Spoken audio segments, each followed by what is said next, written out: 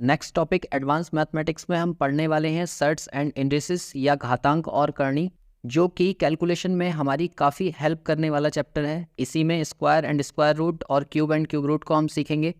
तो चलिए step by step इसे हम इजी से लेकर टफ लेवल तक सीखेंगे, जिसमें सबसे पहले ज़रूरी है कि आप इनके रूल्स को पढ़ें ताकि आपको कैलकुलेशन करते वक्त या क्वेश्चंस को सॉल्व करते वक्त दिक्कत ना हो। तो देखिए यहाँ पर दो चीज़ें आएंगी आपके लिए, एक घातांक और एक करनी। तो सबसे पहले हम बात कर लेते हैं घातांक के बारे में कि घातांक या घात किसे कहते हैं। जब किसी संख्या को उसी से जितनी बार गुणा किया जाता है उतने को ही हम उस संख्या की घात अथवा घातांक कहते हैं। कहने का अर्थ ये है, जैसे मान लो मैंने 5 को कितनी बार मल्टीप्लाई किया हुआ है यहाँ पर 7 बार।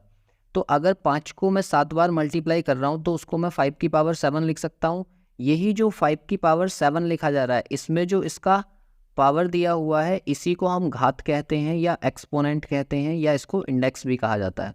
और जो नीचे नंबर लिखा हुआ है 5, वो क्या कहलाएगा, इसका बेस। ऐसे ही आप एक और एग्जांपल से समझ सकते हैं, जैसे 2 की पावर 3 लिखा हुआ है तो इसका मतलब यही तो है 2 इंटू 2 इंटू 2। तो अगर मैं इसको 2 की पावर 3 लिख सकता हूँ तो 3 जो है वो इसका पावर है, या पावर भी कह सकते हैं या घातांक कह सकते हैं या घात कह सकते हैं, एक्सपोनेंट कह सकते हैं, कितने सारे इसके नाम हैं। आप जो अच्छा लगे वो इसको बोल सकते हैं। फिलहाल मैं इसको बार बार जो रिपीट करके बोलूँगा वो पावर बोलूँगा, जैसे 5 की पावर 7, 2 की पावर 3। ठीक है, तो इस तरह से आप समझ सकते हैं कि घातांक क्या चीज़ होती है। अब देखिए यहाँ पर सबसे पहले इसके रूल्स को सीखिए, जिसमें देखिए रूल नंबर 1 क्या कहता है। रूल नंबर 1 कहता है कि अगर सेम टर्म्स दिए हुए हैं और उनकी पावर अलग अलग हैं तो मल्टीप्लाई में पावर्स ऐड हो जाती हैं। कहने का क्या मतलब है, जैसे सपोज मुझे दिया जाए 2 की पावर 3 और 2 की पावर 5, तो ये दोनों पावर्स क्योंकि इन दोनों के बेस सेम है तो पावर्स जो है वो ऐड हो जाएंगी। तो 2 की पावर 3 प्लस 5 मतलब 2 की पावर 8 हो जाएगा। जैसे मान लो एक और एग्जांपल देखिए, 3 की पावर 5 दिया जाए और 3 की पावर 2 दिया जाए, तो ये दोनों के बेस देखो सेम है, 3 है यहाँ पर, तो हम इसको लिख सकते हैं 3 की पावर 5 प्लस 2, तो ये 3 की पावर 7 हो जाएगा। ऐसे ही देखिए ये अलजेब्रा में भी चलेंगे, जैसे मान लो y की पावर 6 दिया जाए और y की पावर 3 दिया जाए, तो y की पावर मैं 6 प्लस 3 लिख सकता हूँ, मतलब y की पावर 9 हो जाएगा। ऐसे ही कभी आपको इस तरीके के टर्म्स दिए जाएं, जैसे सपोज एक्स स्क्वायर और y की पावर 3 है और इंटू कर दिया जाए x की पावर 4 और y की पावर 3 से, तो यहाँ पर भी ना सेम टर्म्स के पावर्स ऐड हो जाएंगे। जैसे ये x के टर्म्स हैं तो x की पावर हो जाएगा 2 प्लस 4, और फिर y के टर्म्स दिए हैं, यहाँ 3 है यहाँ पर भी 3 है, तो ये हो जाएगा 3 प्लस 3, मतलब मैं इसको लिख सकता हूँ x की पावर 6 और y की पावर 6। उसके बाद देखिए रूल नंबर 2 क्या कहता है। रूल नंबर 2 कहता है कि अगर सेम टर्म्स हैं और वो डिवाइड हो रहे हैं तो उनकी पावर्स माइनस हो जाएंगी। जैसे 3 की पावर 5 दिया है और उसको मैं डिवाइड कर दूँ 3 की पावर 2 से, या फिर मैं इसको ऐसे भी लिख सकता हूँ 3 की पावर 5 अपॉन 3 की पावर 2, तो ये जो सेम बेस है इनकी पावर्स माइनस हो जाएंगी, मतलब 3 की पावर 5 माइनस 2, या इसको मैं 3 की पावर 3 भी लिख सकता हूँ। एक और एग्जांपल देखिए, जैसे सपोज 7 की पावर 9 दिया है और उसको मैं डिवाइड करूँ 7 की पावर 3 से, या मैं इसको ऐसे भी लिख सकता हूँ 7 की पावर 9 अपॉन 7 की पावर 3, तो ये जो पावर्स है ना माइनस हो जाएंगी, मतलब 7 की पावर 9 माइनस 3, या इसको मैं लिख सकता हूँ 7 की पावर 6। तो यहाँ से आपने क्या सीखा कि अगर सेम बेस दिए हुए हैं तो उनके जो पावर्स हैं वो माइनस हो जाएंगे अगर दोनों टर्म्स डिवाइड में हैं तो। जैसे मान लो एक अलजेब्रिक एग्जांपल और ले लेते हैं हम, जैसे सपोज x की पावर 7 दिया है, y की पावर 3 और z की पावर 2, और इसे अपॉन कर रहे हैं हम x स्क्वायर y से, तो देखो जो सेम टर्म्स है ना उनकी पावर्स माइनस हो जाएंगी। मतलब कहने का क्या है, जैसे x था तो x की ऊपर पावर है 7 और नीचे पावर है 2, तो 7 में से हम 2 माइनस कर देंगे। ऐसे ही y की ऊपर पावर दे रखी है 3 और नीचे पावर अगर कोई पावर नहीं है तो पावर 1 है, मतलब -1 हो जाएगा। और क्योंकि z का नीचे कोई टर्म है नहीं इसलिए z को ऐसे ही रहने दो। तो इसको जब आप फर्दर सॉल्व करोगे तो x की पावर हो जाएगी 5 और y की पावर हो जाएगी 2 और z की पावर हो जाएगी 2। तो यहाँ से ये हमारा आंसर आ जाएगा। इसकी ज़रूरत हमें कहाँ पड़ती है, जहाँ पर हम अलजेब्रिक टर्म को सॉल्व करते हैं या फिर हमें डिवाइड करना पड़ जाए, तब हमें इस रूल की ज़रूरत होती है। इसके बाद देखिए रूल नंबर 3 क्या कहता है। अगर मान लो सपोज हमें 2 की पावर 3 दिया जाए और उसकी पावर 5 दिया जाए, तो ये दोनों इंटू हो जाते हैं, मतलब 2 की पावर 3 इंटू 5 हो जाएगा। इसको मैं 2 की पावर 15 लिख सकता हूँ। ऐसे ही देखिए एक और एग्जांपल से समझिए, जैसे सपोज आपको दिया जाए 6 की पावर 5 और फिर उसका होल पावर 2 दिया जाए, तो इसका मतलब ये होगा कि 6 की पावर 5 इंटू 2 इसको हम लिख सकते हैं। तो यहाँ से 6 की पावर 10 आ जाएगा, ये इसका आंसर होगा। देखिए जैसे एक अलजेब्रिक एग्जांपल हम ले लेते हैं, सपोज x की पावर 5 की पावर 3 दिया जाए, तो इसका मतलब ये होगा x की पावर 5 इंटू 3, या इसको हम लिख सकते हैं x की पावर 15। यहाँ से एक चीज़ आपको ज़रूर याद रखनी है, जैसे सपोज़ मुझे कहा जाए x की पावर 2 का होल पावर 3 है, और एक चीज़ कही जाए x की पावर 2 का पावर 3 है, तो ये कभी भी ना दोनों बराबर नहीं है। कभी आप इनको सोचें कि ये भी 2 की पावर 3 में इंटू करना है, देखो यहाँ पर तो इंटू होगा, तो इसको हम 2 इंटू 3 लिखेंगे, लेकिन ये जो टर्म लिखा है ना, ये टर्म लिखा हुआ है 2 इंटू 2 इंटू 2, तो ये कभी भी आपस में बराबर नहीं होंगे, क्योंकि ये सॉल्व करने के बाद में आएगा x की पावर 6, जबकि ये सॉल्व करने के बाद में आएगा x की पावर 8, तो ये दोनों आपस में कभी भी बराबर नहीं हो सकते। रूल नंबर 4 को देखिए। रूल नंबर 4 में कहा गया है कि अगर a b की पावर m है तो a की पावर अलग और b की पावर अलग m हो। जैसे सपोज आपको दिया जाए 2 इंटू 3 और उसकी पावर 5 दी है, तो इसका अर्थ ये है कि ये 2 की पावर 5 अलग होगा और 3 की पावर 5 अलग होगा। मतलब ये है कि जो होल पावर है ना वो दोनों को मिलेगी। एक और एग्जांपल से समझिए, जैसे सपोज आपको कहा जाता है 3 इंटू 4 और उसका होल पावर 2 है, तो इसका मतलब ये है कि ये 3 का पावर 2 अलग और 4 का पावर 2 अलग होगा। जैसे मान लो अलजेब्रिक फंक्शन में भी क्या होगा, जैसे सपोज एक्स वाई की पावर 6 आपको दी हुई है, तो इसका मतलब ये है x की पावर 6 अलग होगी और y की पावर 6 अलग होगी। ठीक है, तो ये रूल नंबर 4 से हमें पता चलेगा। इसकी ज़रूरत कहाँ पड़ती है, जैसे सपोज दैट हमें ये कहा जाए कि 6 की पावर 7 है और अपॉन 3 की पावर 3 है, तो इस वाले टर्म को सॉल्व करो। तो इस टर्म को हम सॉल्व कैसे करेंगे, जो 6 लिखा है ना उसको मैं लिख सकता हूँ 2 इंटू 3 और उसका पावर 7 है और अपॉन 3 की पावर 3।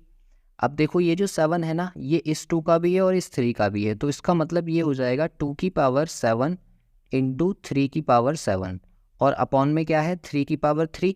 तो जब हम इसको आगे सॉल्व करेंगे तो 2 की पावर तो 7 ही रह जाएगा और 3 की पावर ऊपर 7 है नीचे 3 है, तो इन 7 में से हम 3 को माइनस कर देंगे, तो फाइनली हमारे पास क्या बचेगा 3 की पावर 4, और ये जो आएगा ये हमारा फाइनल आंसर होगा। तो इस तरह के क्वेश्चंस में हमें इसकी ज़रूरत पड़ने वाली है।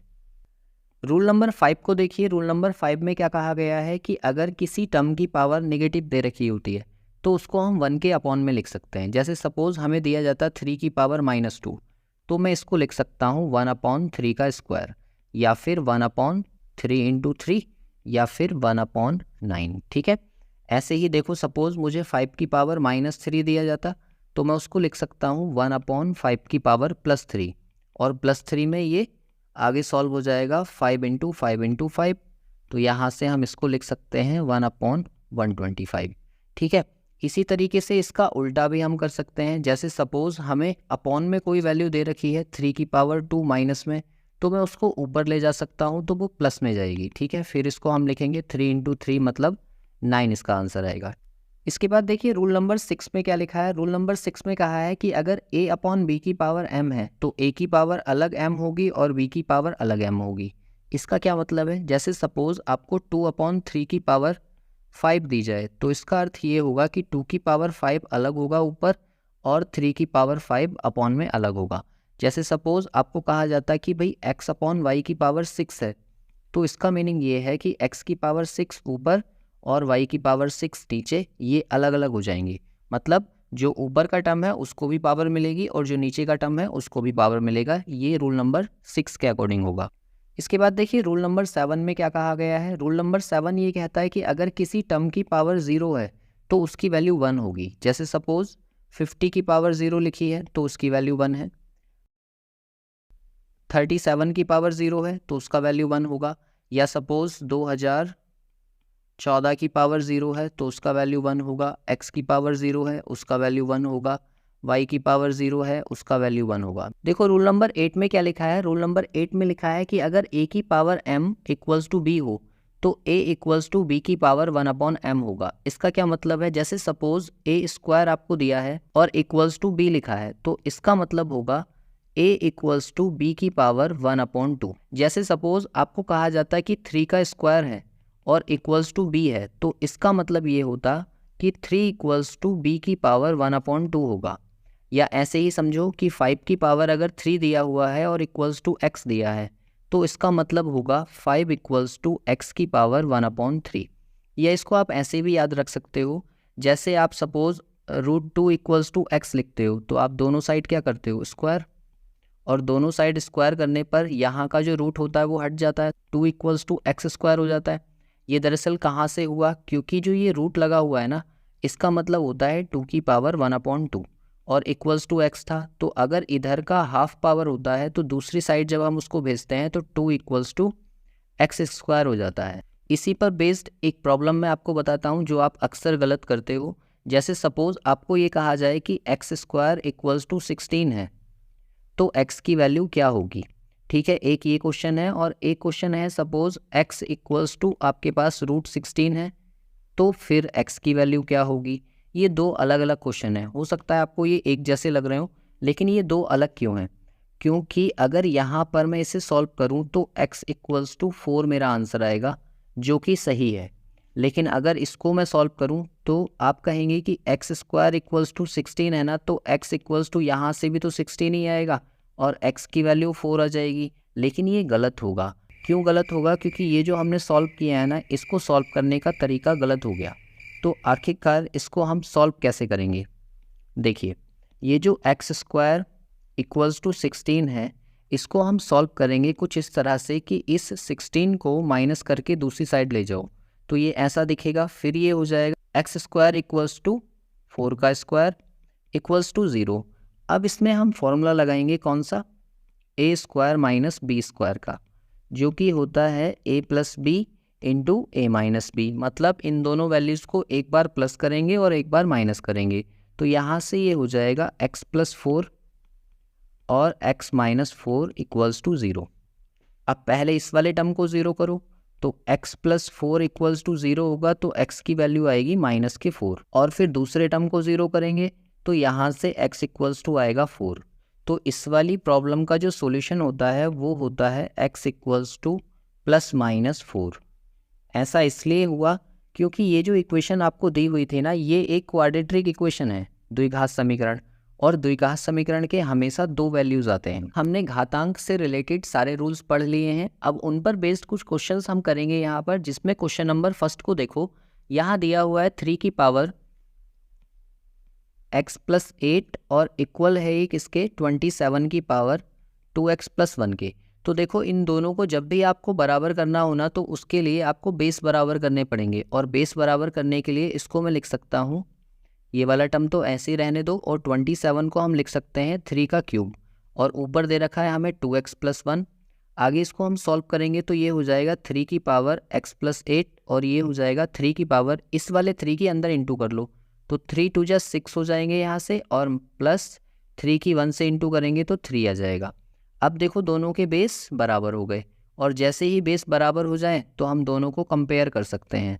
तो ऑन कंपेयरिंग दोनों साइड अगर हम इनकी तुलना कर लें तो तुलना करके हमें मिलेगा x plus 8 equals to 6x plus 3।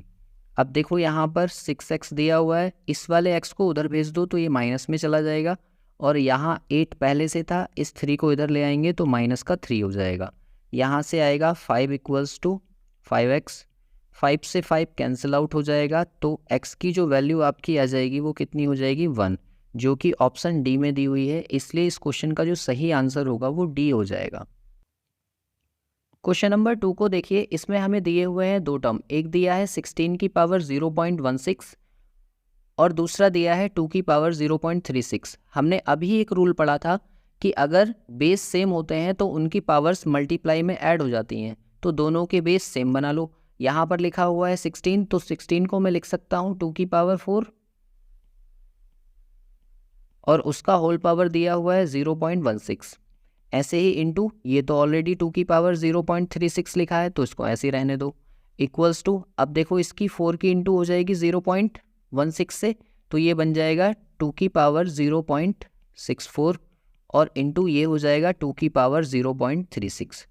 अब आपको पता है कि अगर बेस सेम हो जाते हैं तो मल्टीप्लाई में पावर्स ऐड हो जाती हैं, तो इसको हम लिख सकते हैं 2 की पावर 0.64 प्लस 0.36। अब इन दोनों को प्लस कर लो तो 2 की पावर 1 बच गया, और 2 की पावर 1 की वैल्यू क्या होती है, 2 ही होती है, इसलिए जो इसका आंसर सही हो जाएगा वो ऑप्शन ए है। इसके बाद देखिए क्वेश्चन नंबर 3 में क्या कहा गया है, 0.01024 और उसकी पावर आपको दे रखी है 1/5।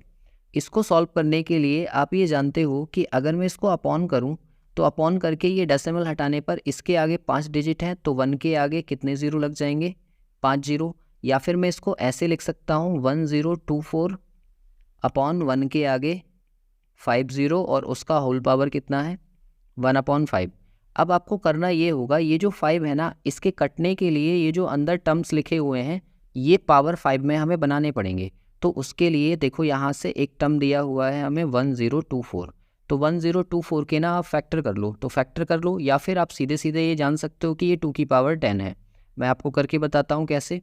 2 हो गया, 2 से इसको कट कर देंगे तो ये कितनी बार कट जाएगा, 512 बार। फिर से 2 से कट कर दो तो ये 2 2 जा 4 हो जाएगा, 2 5 जा 10 और 2 6 जा 12 हो जाएगा। फिर 2 से कट कर दो तो ये 128 आ जाएगा। फिर 2 से कट कर दो तो ये 64 आ जाएगा। फिर 2 से कट करेंगे तो ये 32 आ जाएगा। फिर 2 से कट कर दो इसको 16 आ जाएगा। फिर यहाँ से 2 से कट करो 8 आएगा। फिर 2 से कट करो तो यहाँ से 4 आ जाएगा।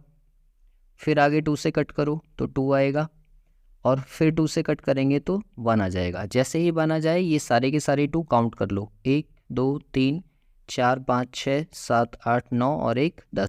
मतलब मैं ये बोल सकता हूँ कि 1024 जो है वो 2 की पावर 10 है। ठीक है, अब यहाँ पर भर लो इसको, तो ये ऊपर वाला टर्म हो जाएगा 2 की पावर 10 अपॉन, ये तो हम सीधे सीधे लिख सकते हैं 10 की पावर 5, और इस पूरे का होल पावर दे रखा है हमें 1/5।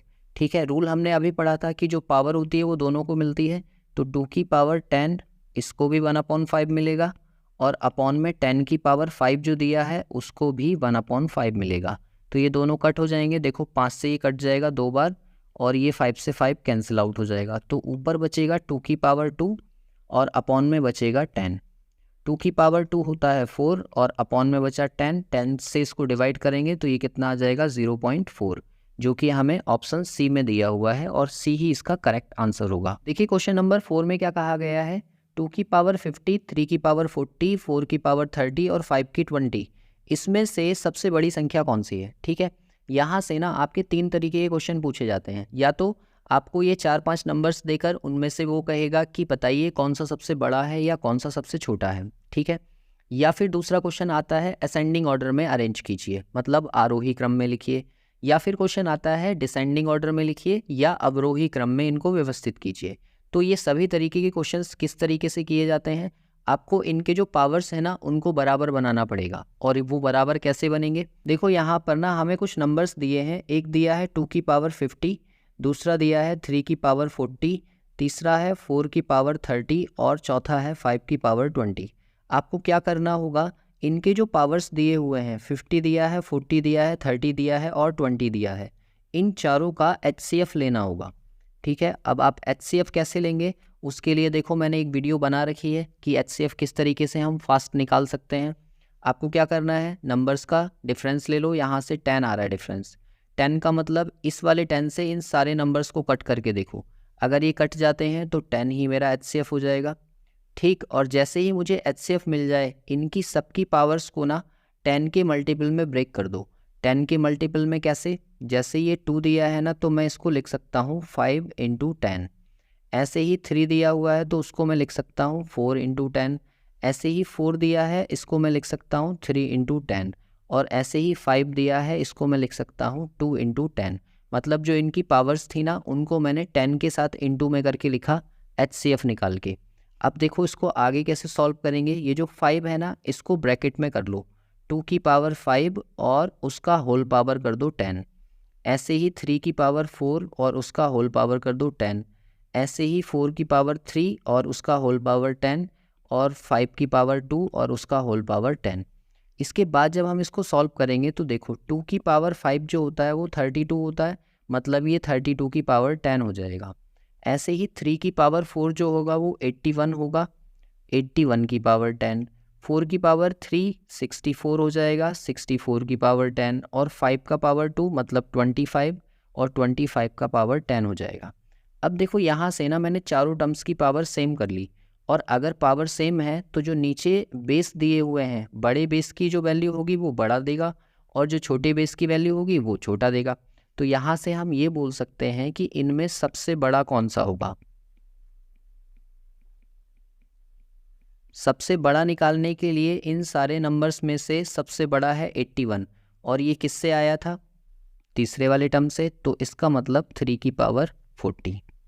देखिए एक और क्वेश्चन से इसको समझिए। क्वेश्चन नंबर 5 में दिए हुए हैं नंबर्स 2 की पावर 72, 5 की पावर 36, 11 की पावर 24 और 3 की पावर 60।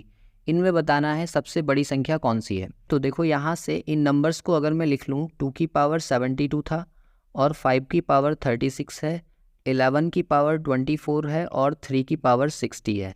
तो यहाँ से जो इनके पावर्स दिए हुए हैं 72, 36, 24 और 60, इन सारे नंबर्स का आपको क्या लेना होगा, HCF। ठीक, तो इन नंबर्स का HCF जब आप निकालेंगे तो कैसे निकालेंगे, इसका तरीका मैंने आपको सिखा रखा है। आप क्या काम करो, इनका डिफरेंस ले लो, ऐसे दो नंबर्स का जो सबसे कम डिफरेंस दें। तो यहाँ से देखो 24 और 36 के बीच में 12 का डिफरेंस आ रहा है। अगर ये 12 का डिफरेंस इन सारे नंबर्स को कट कर देगा तो यही इसका HCF हो जाएगा। तो 12 के टेबल में 72 भी आता है, 36 भी आता है, 24 भी आता है और 60 भी आता है, इसलिए यही इसका HCF हो जाएगा 12। तो अगर इनका HCF 12 है तो इन सब की पावर्स को ना 12 के मल्टीपल में ब्रेक कर लो। तो देखो 2 की पावर 72 को मैं लिख सकता हूँ 12 इंटू 6, 12 छिंग 72 होते हैं। ऐसे ही 5 की पावर 36 लिखा है तो 12 तिया 36 ऐसे लिखा जा सकता है ये। और ये 11 की पावर 24 लिखा है तो 12 दूनी 24 लिखा जा सकता है। और 3 की पावर 60 दिया है तो 12 पंजे 60 लिखा जा सकता है। अब देखो इसको आगे जब हम सॉल्व करेंगे ना तो 12 जो सब में दिख रहा है हमें उसे होल पावर में बना दो, तो ये हो जाएगा 2 की पावर 6 का होल पावर 12। ऐसे ही ये हो जाएगा 5 की पावर 3 का होल पावर 12। ऐसे ही ये हो जाएगा 11 का स्क्वायर और उसका होल पावर 12। और ये हो जाएगा 3 की पावर 5 और उसका होल पावर 12। इससे हमें क्या फ़ायदा होगा, देखो 2 की पावर 6 को जब हम सॉल्व करें तो ये 64 आएगा जिसका होल पावर 12 बन जाएगा। ऐसे ही 5 की पावर 3 है तो ये 125 हो जाएगा, पावर 12 हो जाएगा। 11 का स्क्वायर होता है 121, पावर 12 हो जाएगा। और 3 की पावर 5 को हम लिख सकते हैं 243 और पावर 12 हो जाएगा। अब देखो यहाँ से हमसे पूछा गया सबसे बड़ा कौन सा है, तो इन सारे नंबर्स में 64, 125, 121 और 243, जो सबसे बड़ा नंबर है वो 243 है। और ये किससे आया था, 3 की पावर 60 से, तो 3 की पावर 60 ही हमारा इस क्वेश्चन का आंसर हो जाएगा। ठीक है, अगर हमसे पूछा जाता सबसे छोटा कौन सा होगा तो 64 की पावर 12 है जो कि 2 की पावर 72 से आया, तो सबसे छोटा ये हो जाएगा। अगर यहाँ से इनको असेंडिंग ऑर्डर में अरेंज करवाते हम वो भी कर सकते थे, अगर डिसेंडिंग ऑर्डर में अरेंज करवाते तो हम वो भी कर सकते थे। देखो जैसे क्वेश्चन नंबर 6 में कहा गया है कि 2 की पावर 45, 3 की पावर 36, 5 की पावर 27 और 11 की पावर 18 को आरोही क्रम यानी कि असेंडिंग ऑर्डर में आप अरेंज करके बताइए इन चारों में से कौन सा ऑप्शन सही होगा। तो देखो ये जो टर्म्स आपको दिए हुए हैं इन सारे टर्म्स में जो इनकी पावर्स दी हुई हैं, 2 की पावर 45 दिया है, 3 की पावर 36 दिया है, 5 की पावर 27 दिया है और 11 का पावर 18 दिया है। इसमें आपको क्या करना होगा, 45, 36, 27 और 18 इन सारे नंबर्स का लेना होगा HCF। तो HCF निकालना आपको आता है। आप क्या काम करो, इनमें से कोई से दो नंबर्स ऐसे ढूंढ लो जिनका डिफरेंस सबसे कम हो।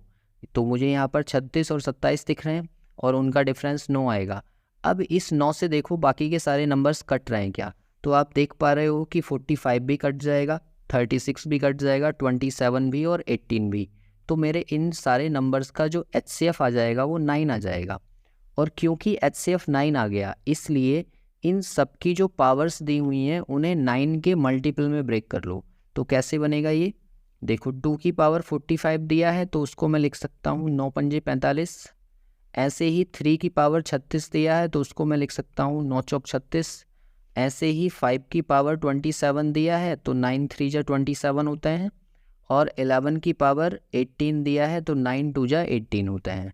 अब देखो जो 9 था ना उसको होल पावर बना दो, तो क्या हो जाएगा, ये 2 की पावर 5 का होल पावर 9 हो जाएगा। ऐसे ही 3 की पावर 4 का होल पावर 9 हो जाएगा।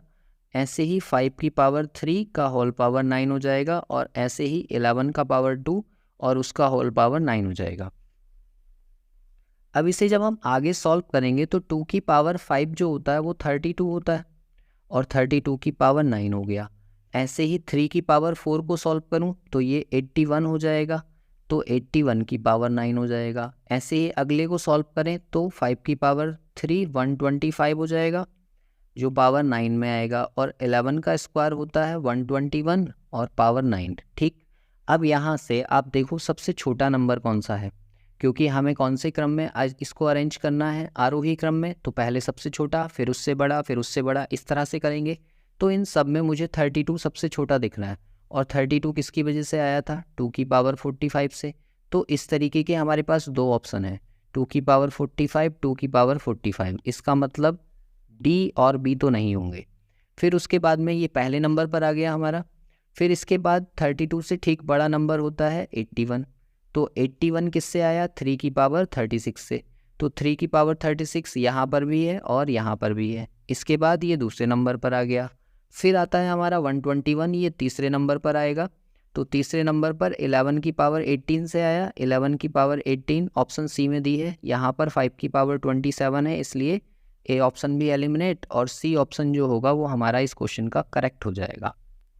एक और क्वेश्चन देखिए, क्वेश्चन नंबर 7। चाहे तो आप वीडियो को पॉज करिए और सबसे पहले इस क्वेश्चन को खुद से सॉल्व करने की कोशिश कीजिए।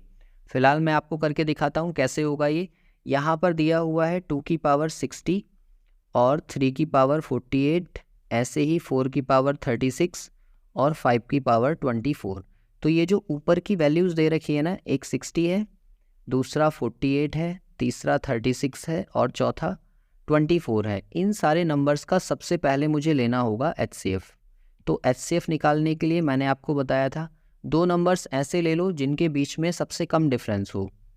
तो देखो यहाँ पर 12 का डिफरेंस है और 12 के डिफरेंस से देखो ये जो डिफरेंस आया हमारा, ये सारे नंबर्स को कट कर रहा है क्या। तो देखो 60 को भी कट करेगा, 12 पंजे 60, 12 चौक 48 और 12 तिया 36 और 12 दूनी 24। तो इस क्वेश्चन का जो HCF आ जाएगा वो कितना हो जाएगा, 12। तो अब हमें क्या काम करना होगा, जो इनकी पावर्स दी है ना उन्हें 12 के मल्टीपल में ब्रेक कर दो। तो ये हो जाएगा 2 की पावर 12 पंजे 60 और ऐसे ही 3 की पावर 12 चौक 48 और 4 की पावर 12 तिया 36, ऐसे ही 5 की पावर 12 दूनी 24। ठीक है, आगे जब हम इसको सॉल्व करेंगे तो ये होल पावर 12 बना दो।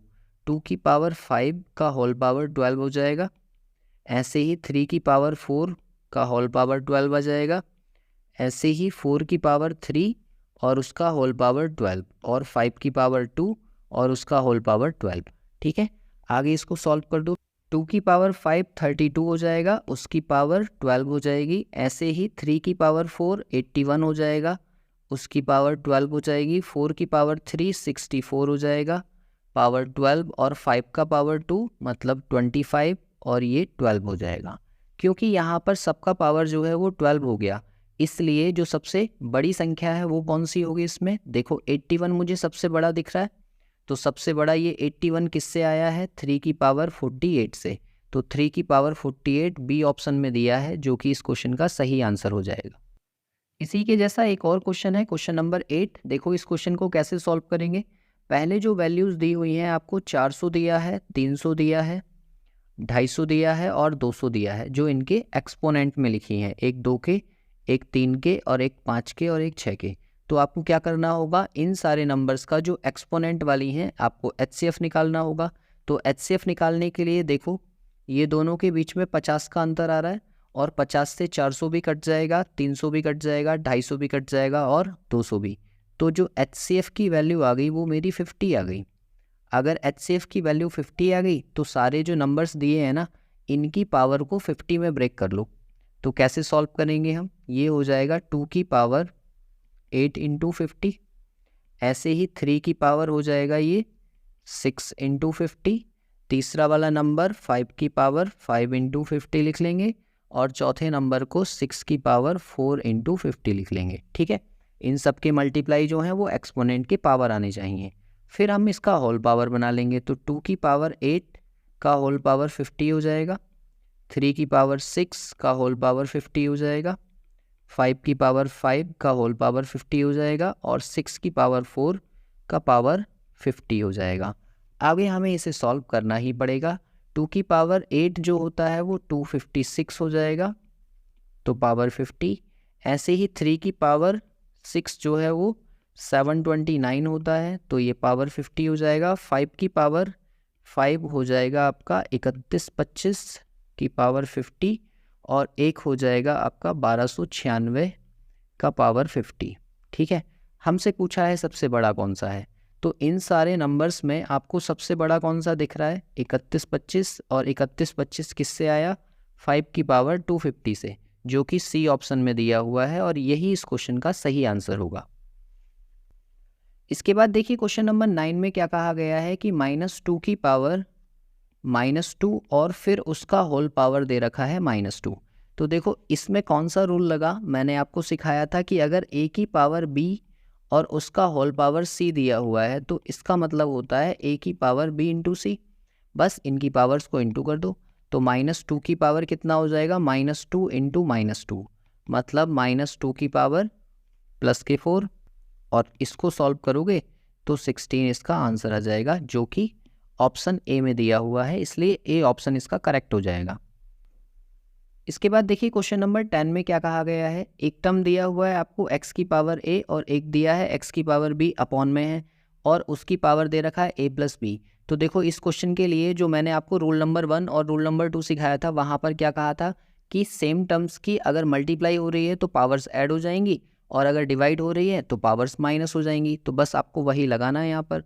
देखो जैसे पहला वाला x लिखा है तो उनकी पावर्स को मैं माइनस कर दूँ तो a माइनस बी हो जाएगा, और इंटू किससे हो जाएगा? a प्लस बी से, जो कि होल पावर दी है, इंटू दूसरा टर्म फिर से x दिया हुआ है और फिर वो हो जाएगा b माइनस सी, क्योंकि अपॉन में है और पावर दी है तो b प्लस सी उसका होल पावर हो गया।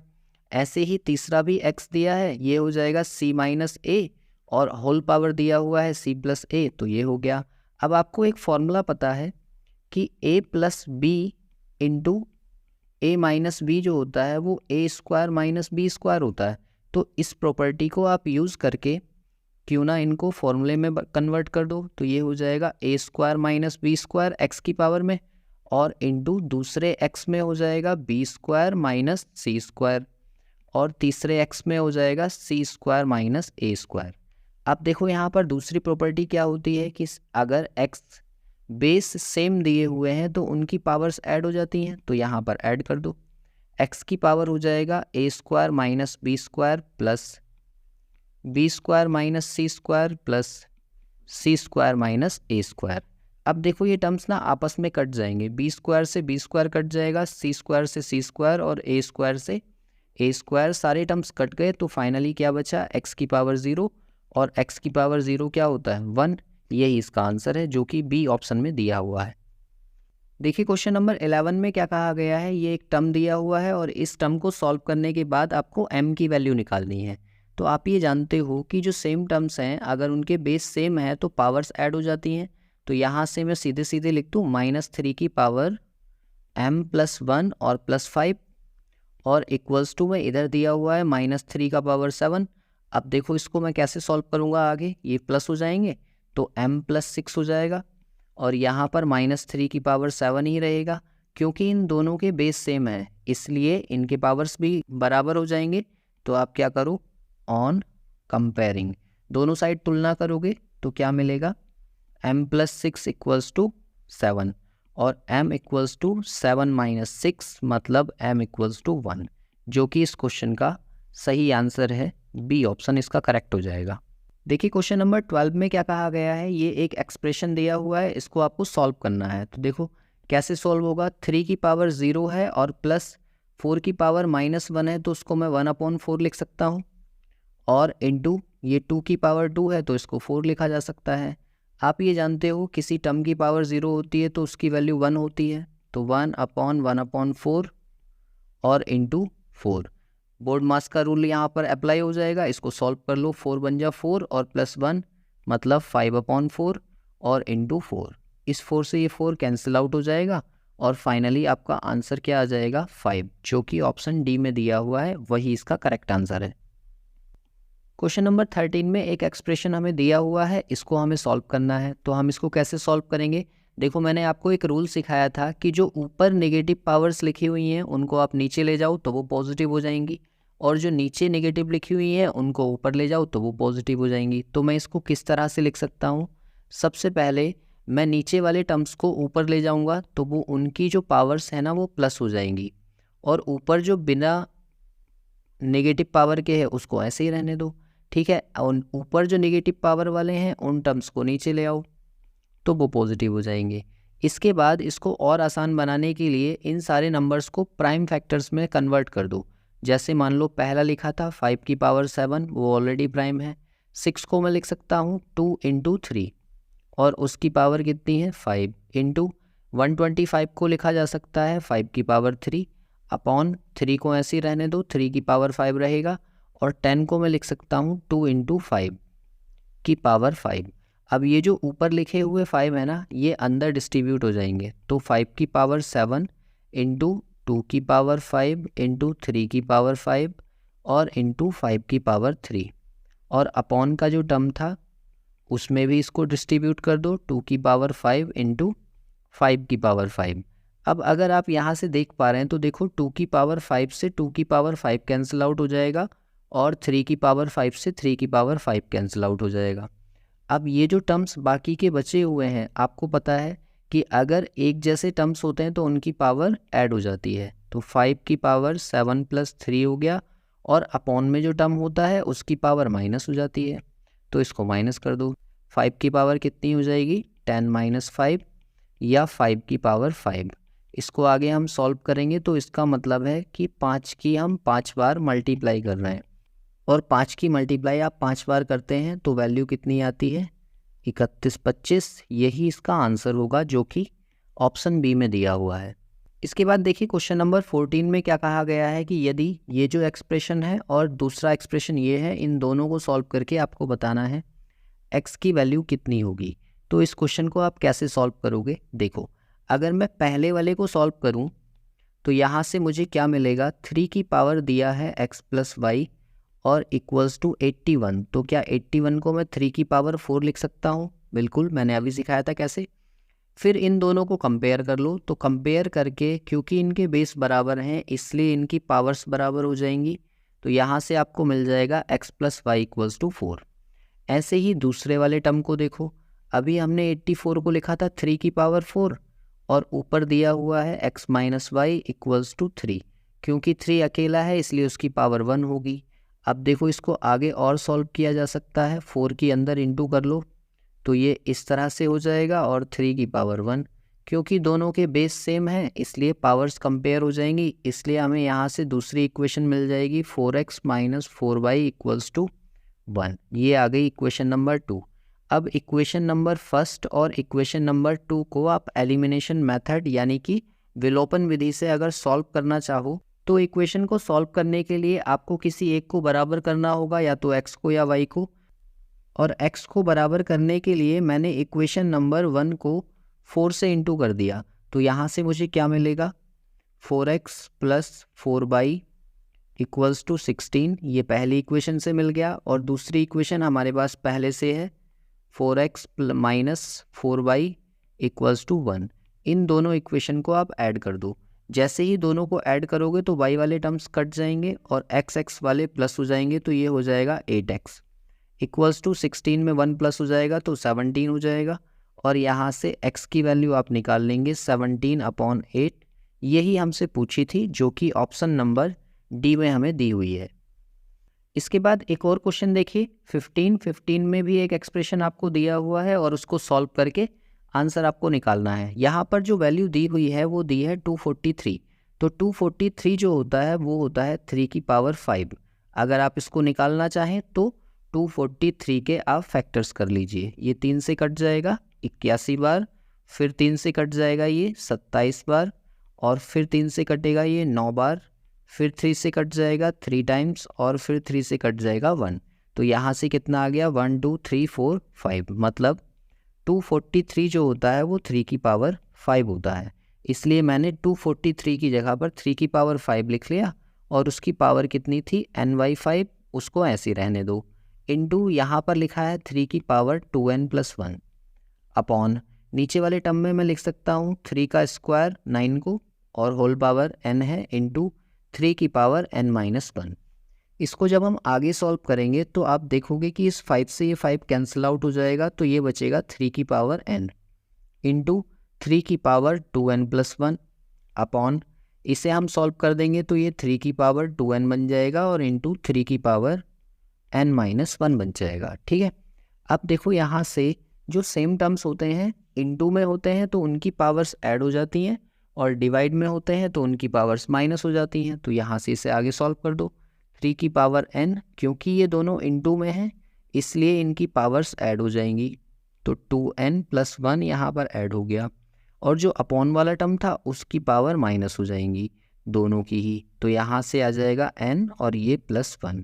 यहाँ पर माइनस था लेकिन जब इस माइनस से अंदर इनटू होगी तो ये वाला टर्म प्लस बन जाएगा। के बाद देखो 2n से 2n कट गया और n से n कट गया, तो फाइनली हमें मिला क्या 3 की पावर 1+1 यानी कि 3 की पावर 2, और 3 की पावर 2 क्या होता है 9, जो कि इसके ऑप्शन बी में हमें दिया हुआ है और वो ही इसका सही आंसर है। यहाँ पर अगर हम करने की बात करें तो उसे कुछ इस तरीके से डिफाइन किया जा सकता है।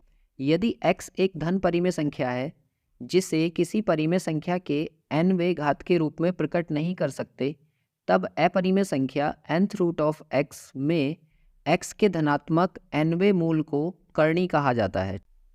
इसे कुछ इस तरह से आप समझ सकते हो, जैसे सपोज √2 हमें दिया हुआ है तो √2 को मैं लिख सकता हूँ 2 की पावर 1/2। तो ये जो 1/2 दिया हुआ है ना, यही हमारे लिए क्या है, करनी है या सर्ड है, या इसको हम पावर ऑफ रेडिकल भी कहते हैं। एक और एग्जांपल से समझिए, जैसे सपोज मुझे x दिया जाए और उसके ऊपर क्यूब रूट है, तो इसको मैं लिख सकता हूँ x की पावर 1/3। यहाँ पर मेरे लिए 1/3 सर्ड हो जाएगा। ठीक है, जैसे मान लो मुझे 5th रूट ऑफ x दिया जाए तो 5th रूट ऑफ x में मैं इसको बोल सकता हूँ x की पावर 1/5। तो ये जो 1/5 है ये मेरे लिए करनी है। अब करणियों को अच्छे तरह से समझने के लिए सबसे पहले आपको इनके रूल्स आने चाहिए, क्योंकि रूल्स अगर आएंगे तभी आप क्वेश्चंस को आसानी से बना पाएंगे। तो अब देखो रूल नंबर 1 क्या कहता है। रूल नंबर 1 कहता है जैसे सपोज मेरे पास 2 है और उसका मैं स्क्वायर कर दूं तो वापस से मुझे 2 मिल जाएगा। ये दरअसल क्या हुआ, जब हम √2 लिखते हैं तो रूट हटाने के बाद में उसकी पावर 1/2 कर लेते हैं, और अगर हम इसको स्क्वायर कर दें तो देखो हमारे लिए घातांक का रूल लग गया, 2 की पावर 1/2 की इंटू 2 से कर लेंगे, ये 2 से 2 कट जाएगा और क्या बचेगा 2 की पावर 1 जो कि 2 ही होता है। इसलिए हम इसको इतना कुछ ना करके डायरेक्ट बोल देंगे कि अगर हमारे पास √2 है उसका स्क्वायर करेंगे तो 2 ही आ जाएगा। अगर हमारे पास 2 का क्यूब रूट है और उसका हम क्यूब कर दें तो हमें वापस से 2 मिल जाएगा। अगर हमारे पास 2 है और उसका 5th रूट है, ठीक है, और इसकी पावर 5 ही कर दें तो वापस से हमें 2 मिल जाएगा। कहने का अर्थ ये है कि जितनी भी पावर का आपके लिए यहाँ पर करनी दिया हुआ है उसकी उतनी ही पावर अगर हम लगा देते हैं तो हमें वही टर्म मिल जाएगा जिसकी कैलकुलेशन हम कर रहे हैं। रूल नंबर 2 को देखिए। रूल नंबर 2 में क्या कहा गया है, अगर हमारे पास nth रूट के 2 टर्म दिए हुए हैं तो उन दोनों का इंटू कर लेंगे और उसके ऊपर nth रूट लगा देंगे। कहने का अर्थ क्या है, जैसे सपोज मुझे दिया जाए √2 और उसकी इंटू हम कर रहे हूँ सपोज √3 से, तो इसकी जो वैल्यू बनेगी वो 2 × 3 बन जाएगी जो कि रूट में रहेगा, तो उसको मैं √6 लिख सकता हूँ।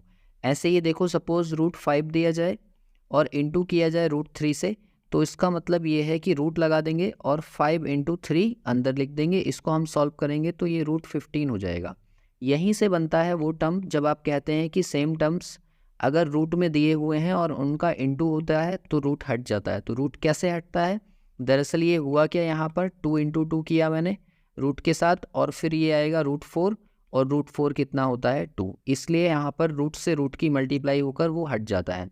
ये सिर्फ रूट में ही नहीं, ये क्यूब में भी अप्लाई होंगे। जैसे सपोज मुझे कहा जाए कि 3 का क्यूब रूट है और इंटू 5 का क्यूब रूट है, इन दोनों के लिए इसको अगर हम सॉल्व करें तो क्यूब रूट ऑफ 3 × 5 हो जाएगा।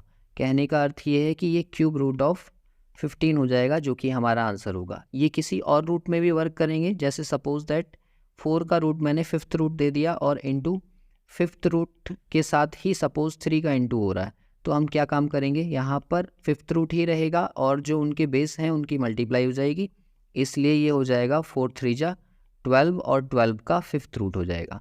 ये यहाँ से हमारा आंसर होगा। इसके बाद देखिए रूल नंबर 3 में क्या है। रूल नंबर 3 में है कि अगर हमारे पास दो टर्म दिए हैं, सपोज √2 दिया है और हम उसको √3 से डिवाइड कर रहे हैं, तो इसका अर्थ ये है कि ये 2/3 हो जाएगा और उसके ऊपर एक सिंगल रूट लग जाएगा। एक और एग्जांपल से समझिए, जैसे सपोज ³ दिया है और ऐसे ही हमें ³ दिया है, तो इसका मतलब ये है कि ये एक बड़ा क्यूब रूट लगाया जा सकता है और इसको हम 3/5 लिख लेंगे। इसकी ज़रूरत हमें कहाँ पड़ती है, इसकी ज़रूरत हमें कुछ इस तरीके के टर्म्स को सॉल्व करने में पड़ती है, जैसे √12 दिया है और √3 दिया है, तो इसको हम कैसे लिख सकते हैं, √12/3 और 3 से इसको कट कर लेंगे 4 टाइम्स, तो ये वैल्यू हो जाएगी √4 और √4 कितना होता है 2। अगर ऐसी जगह पर हमें सॉल्व करना पड़े तो हम दोनों को क्या करेंगे, एक सिंगल रूट में रख लेंगे। रूल नंबर 4 के अकॉर्डिंग क्या होता है, देखो जैसे सपोज मुझे कहा जाए कि x⁵ है और उसका क्यूब रूट दिया हुआ है आपको, तो इसको हम कैसे सॉल्व करेंगे, x⁵ तो ऐसे ही रहेगी और जो क्यूब रूट था ना वो इसके अपॉन में आ जाएगा। जैसे एक और एग्जांपल से समझो, सपोज मुझे y⁵ दिया जाए और इसका 5th रूट दिया जाए, तो ये y⁵ तो ऐसे रहेगा, जो 5th रूट था ना वो इसके अपॉन में आ जाएगा। ऐसे ही देखो एक और एग्जांपल हम ले सकते हैं, जैसे z⁴ है और उसका स्क्वायर रूट दिया हुआ है, तो इस स्क्वायर रूट का मतलब ये है z⁴ तो ऐसे ही रहेगा और इसका स्क्वायर रूट हटने के बाद में अपॉन 2 आ जाएगा, तो इस 2 से इसको 2 टर्म्स कट करके मैं z⁵2 लिख सकता हूँ। रूल नंबर 5 जो है ये कुछ रूल नंबर 4 की तरह ही है।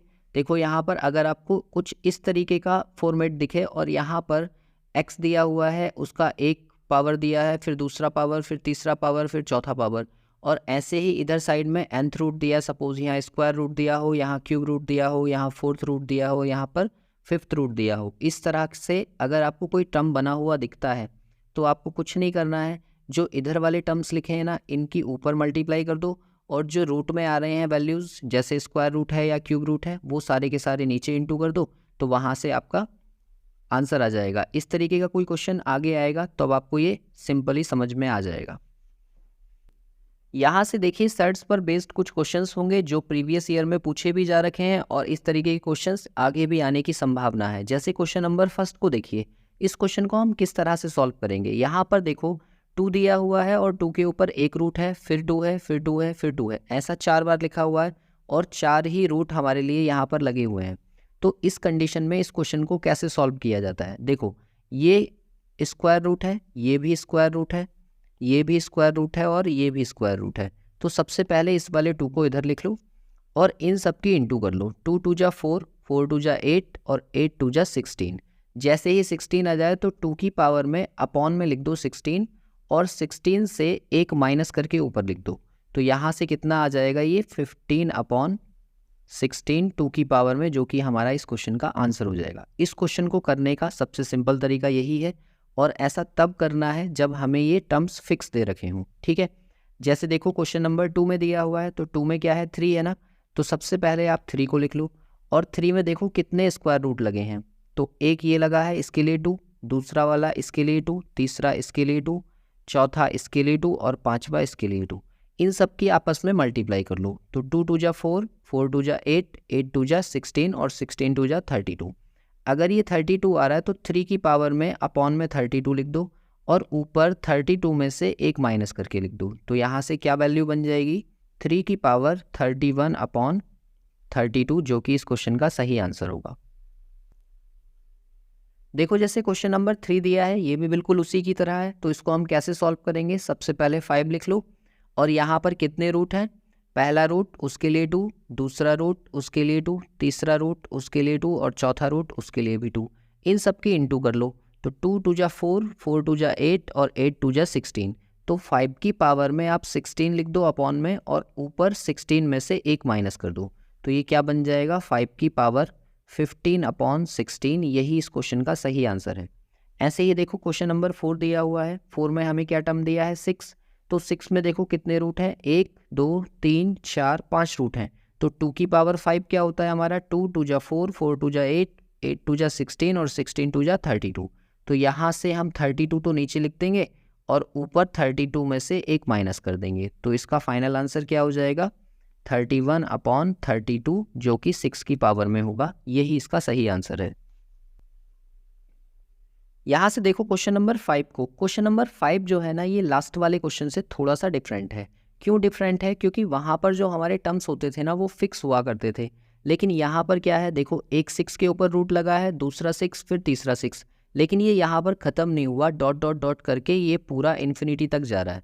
और अगर ये इन्फिनिटी तक जा रहा है तो ये लास्ट वाले क्वेश्चन से डिफरेंट है, इसलिए इसको करने का तरीका भी अलग होगा। पहले मैं आपको बताता हूँ कि इसे बेसिक से कैसे किया जाएगा, और फिर मैं बताऊंगा कि एग्जाम में इसको विद इन सेकेंड कैसे बनाते हैं। तो देखो, सबसे पहले इसे बेसिक से करने के लिए आप इस वाले टर्म को लेट कर लो कि ये x है सपोज। तो x बराबर ये हो जाएगा √6, फिर दूसरा √6, फिर तीसरा √6, और ऐसे ही ये कहाँ तक जा रहा है, इन्फिनिटी तक। अब यहाँ से देखो, अगर सपोज मैं इसको ऐसे लिख लूँ कि एक टर्म को छुपा लो, तो बाकी का जो टर्म है वो भी तो x के जैसा ही दिख रहा है। मतलब ये ऐसे हो गया कि एक समुद्र में से मैंने एक गिलास पानी निकाल लिया, तो समुद्र पर कोई इफेक्ट थोड़ी ना पड़ेगा। तो ये तो इन्फिनिटी सीरीज है। तो यहाँ से अगर एक टर्म को मैं बचा लूँ तो वापस से मुझे x के जैसा दिखने वाला टर्म ही तो दिखेगा, तो बाकी की जगह मैं x लिख लूँगा। अब इस वाले टर्म का स्क्वायर कर दो। जैसे ही आप दोनों साइड स्क्वायरिंग करोगे, स्क्वायरिंग बोथ साइड्स, तो जैसे ही आप इसका स्क्वायर करोगे तो इधर आ जाएगा x² और इधर से स्क्वायर रूट हट जाएगा, तो यहाँ पर हो जाएगा ये सिर्फ 6x, और इस वाले x से एक x कट हो जाएगा, तो फाइनली x इक्वल्स टू कितना आ जाएगा, 6। और यही हमारा इस क्वेश्चन का आंसर होगा। तो ये जो सीरीज़ आपको दे रखी है ना, इसका आंसर आपको सिर्फ क्या लिखना है, 6। अब पेपर में आप कैसे करेंगे, देखो जैसे आपको यहाँ पर ये टर्म्स दिख रहे हैं और ये सारे के सारे टर्म्स इनटू में हैं और इनके ऊपर स्क्वायर रूट लगा है और ये सीरीज़ इन्फिनिटी तक जा रही है, तो बस इसी से आप इसको पहचान जाओ कि जिस टर्म के ऊपर स्क्वायर रूट लगे हैं वही हमारा आंसर होगा। जैसे क्वेश्चन नंबर 6 को देखो, यहाँ पर हमें 9 दिया हुआ है और ये सीरीज़ इन्फिनिटी तक जा रही है, तो आप इसका आंसर कैसे दोगे, इसका आंसर हो जाएगा 9, क्योंकि 9 के ऊपर ही है रूट लगे हुए और वो सारे के सारे 9 इनटू में दिए हुए हैं, इसलिए इसका जो आंसर हो जाएगा वो 9 ही हो जाएगा। अब देखो, जैसे क्वेश्चन नंबर 7 में दिया है, तो 7 जो है लास्ट वाले क्वेश्चन से डिफरेंट है। क्यों डिफरेंट है, वहाँ पर इनटू में सारे टर्म्स हुआ करते थे, यहाँ पर प्लस का साइन और आने लग गया। तो अगर ये प्लस का साइन दिया हुआ है तो इस क्वेश्चन को भी हम दो तरीके से कर सकते हैं। एक तो इसका बेसिक मेथड होगा जो मैं आपको सिखाने वाला हूँ, और एक होगा जो ट्रिक से हम इसको करेंगे एग्जाम में विद इन सेकेंड, वो भी मैं आपको सिखाने वाला हूँ। तो पहले देखो आप इसे बेसिक से कैसे करेंगे। सबसे पहले आप क्या काम करो, इसको x लेट कर लो। अगर मैं इसको लेट कर लेता हूँ x, तो ये वैल्यू क्या बन जाएगी, √12 प्लस फिर से √12 और प्लस फिर से √12, और ऐसे ही ये चलती चली जाएगी कहाँ तक, इन्फिनिटी तक, और ये सारे टर्म्स रूट के अंदर हैं। तो आप एक काम करो, इसको x रहने दो और यहाँ पर जो ये √12 दिया है, बाकी का जो बचा है ना उसकी जगह पर x लिख लो। आप ये जानते हो वही चीज़ कि अगर एक समुद्र से हम एक गिलास पानी निकाल लें तो उस पर कोई फ़र्क थोड़ी ना पड़ेगा। तो अगर मैं यहाँ से एक टर्म 12 का निकाल लेता हूँ तो वापस से भी तो मुझे x ही दिख रहा है। अगर x दिख रहा है तो अब यहाँ पर हम क्या करेंगे, दोनों साइड स्क्वायरिंग, दोनों साइड आप वर्ग करोगे तो वर्ग करने के बाद आपको क्या मिलेगा, x² इक्वल्स टू यहाँ से मिल जाएगा 12 + x, और इन सारे टर्म्स को एक साइड ले आओ तो ये हो जाएगा x², इधर से ये x इधर आएगा तो माइनस का x हो जाएगा, ऐसे ही 12 हो जाएगा और इक्वल्स टू 0। अब आपका क्या काम होगा, ये जो 12 है ना, ये तो हमारी क्वाड्रेटिक इक्वेशन बन गई ना, तो द्विघात समीकरण को मिडिल टर्म स्प्लिटिंग से आप कैसे सॉल्व करते हैं।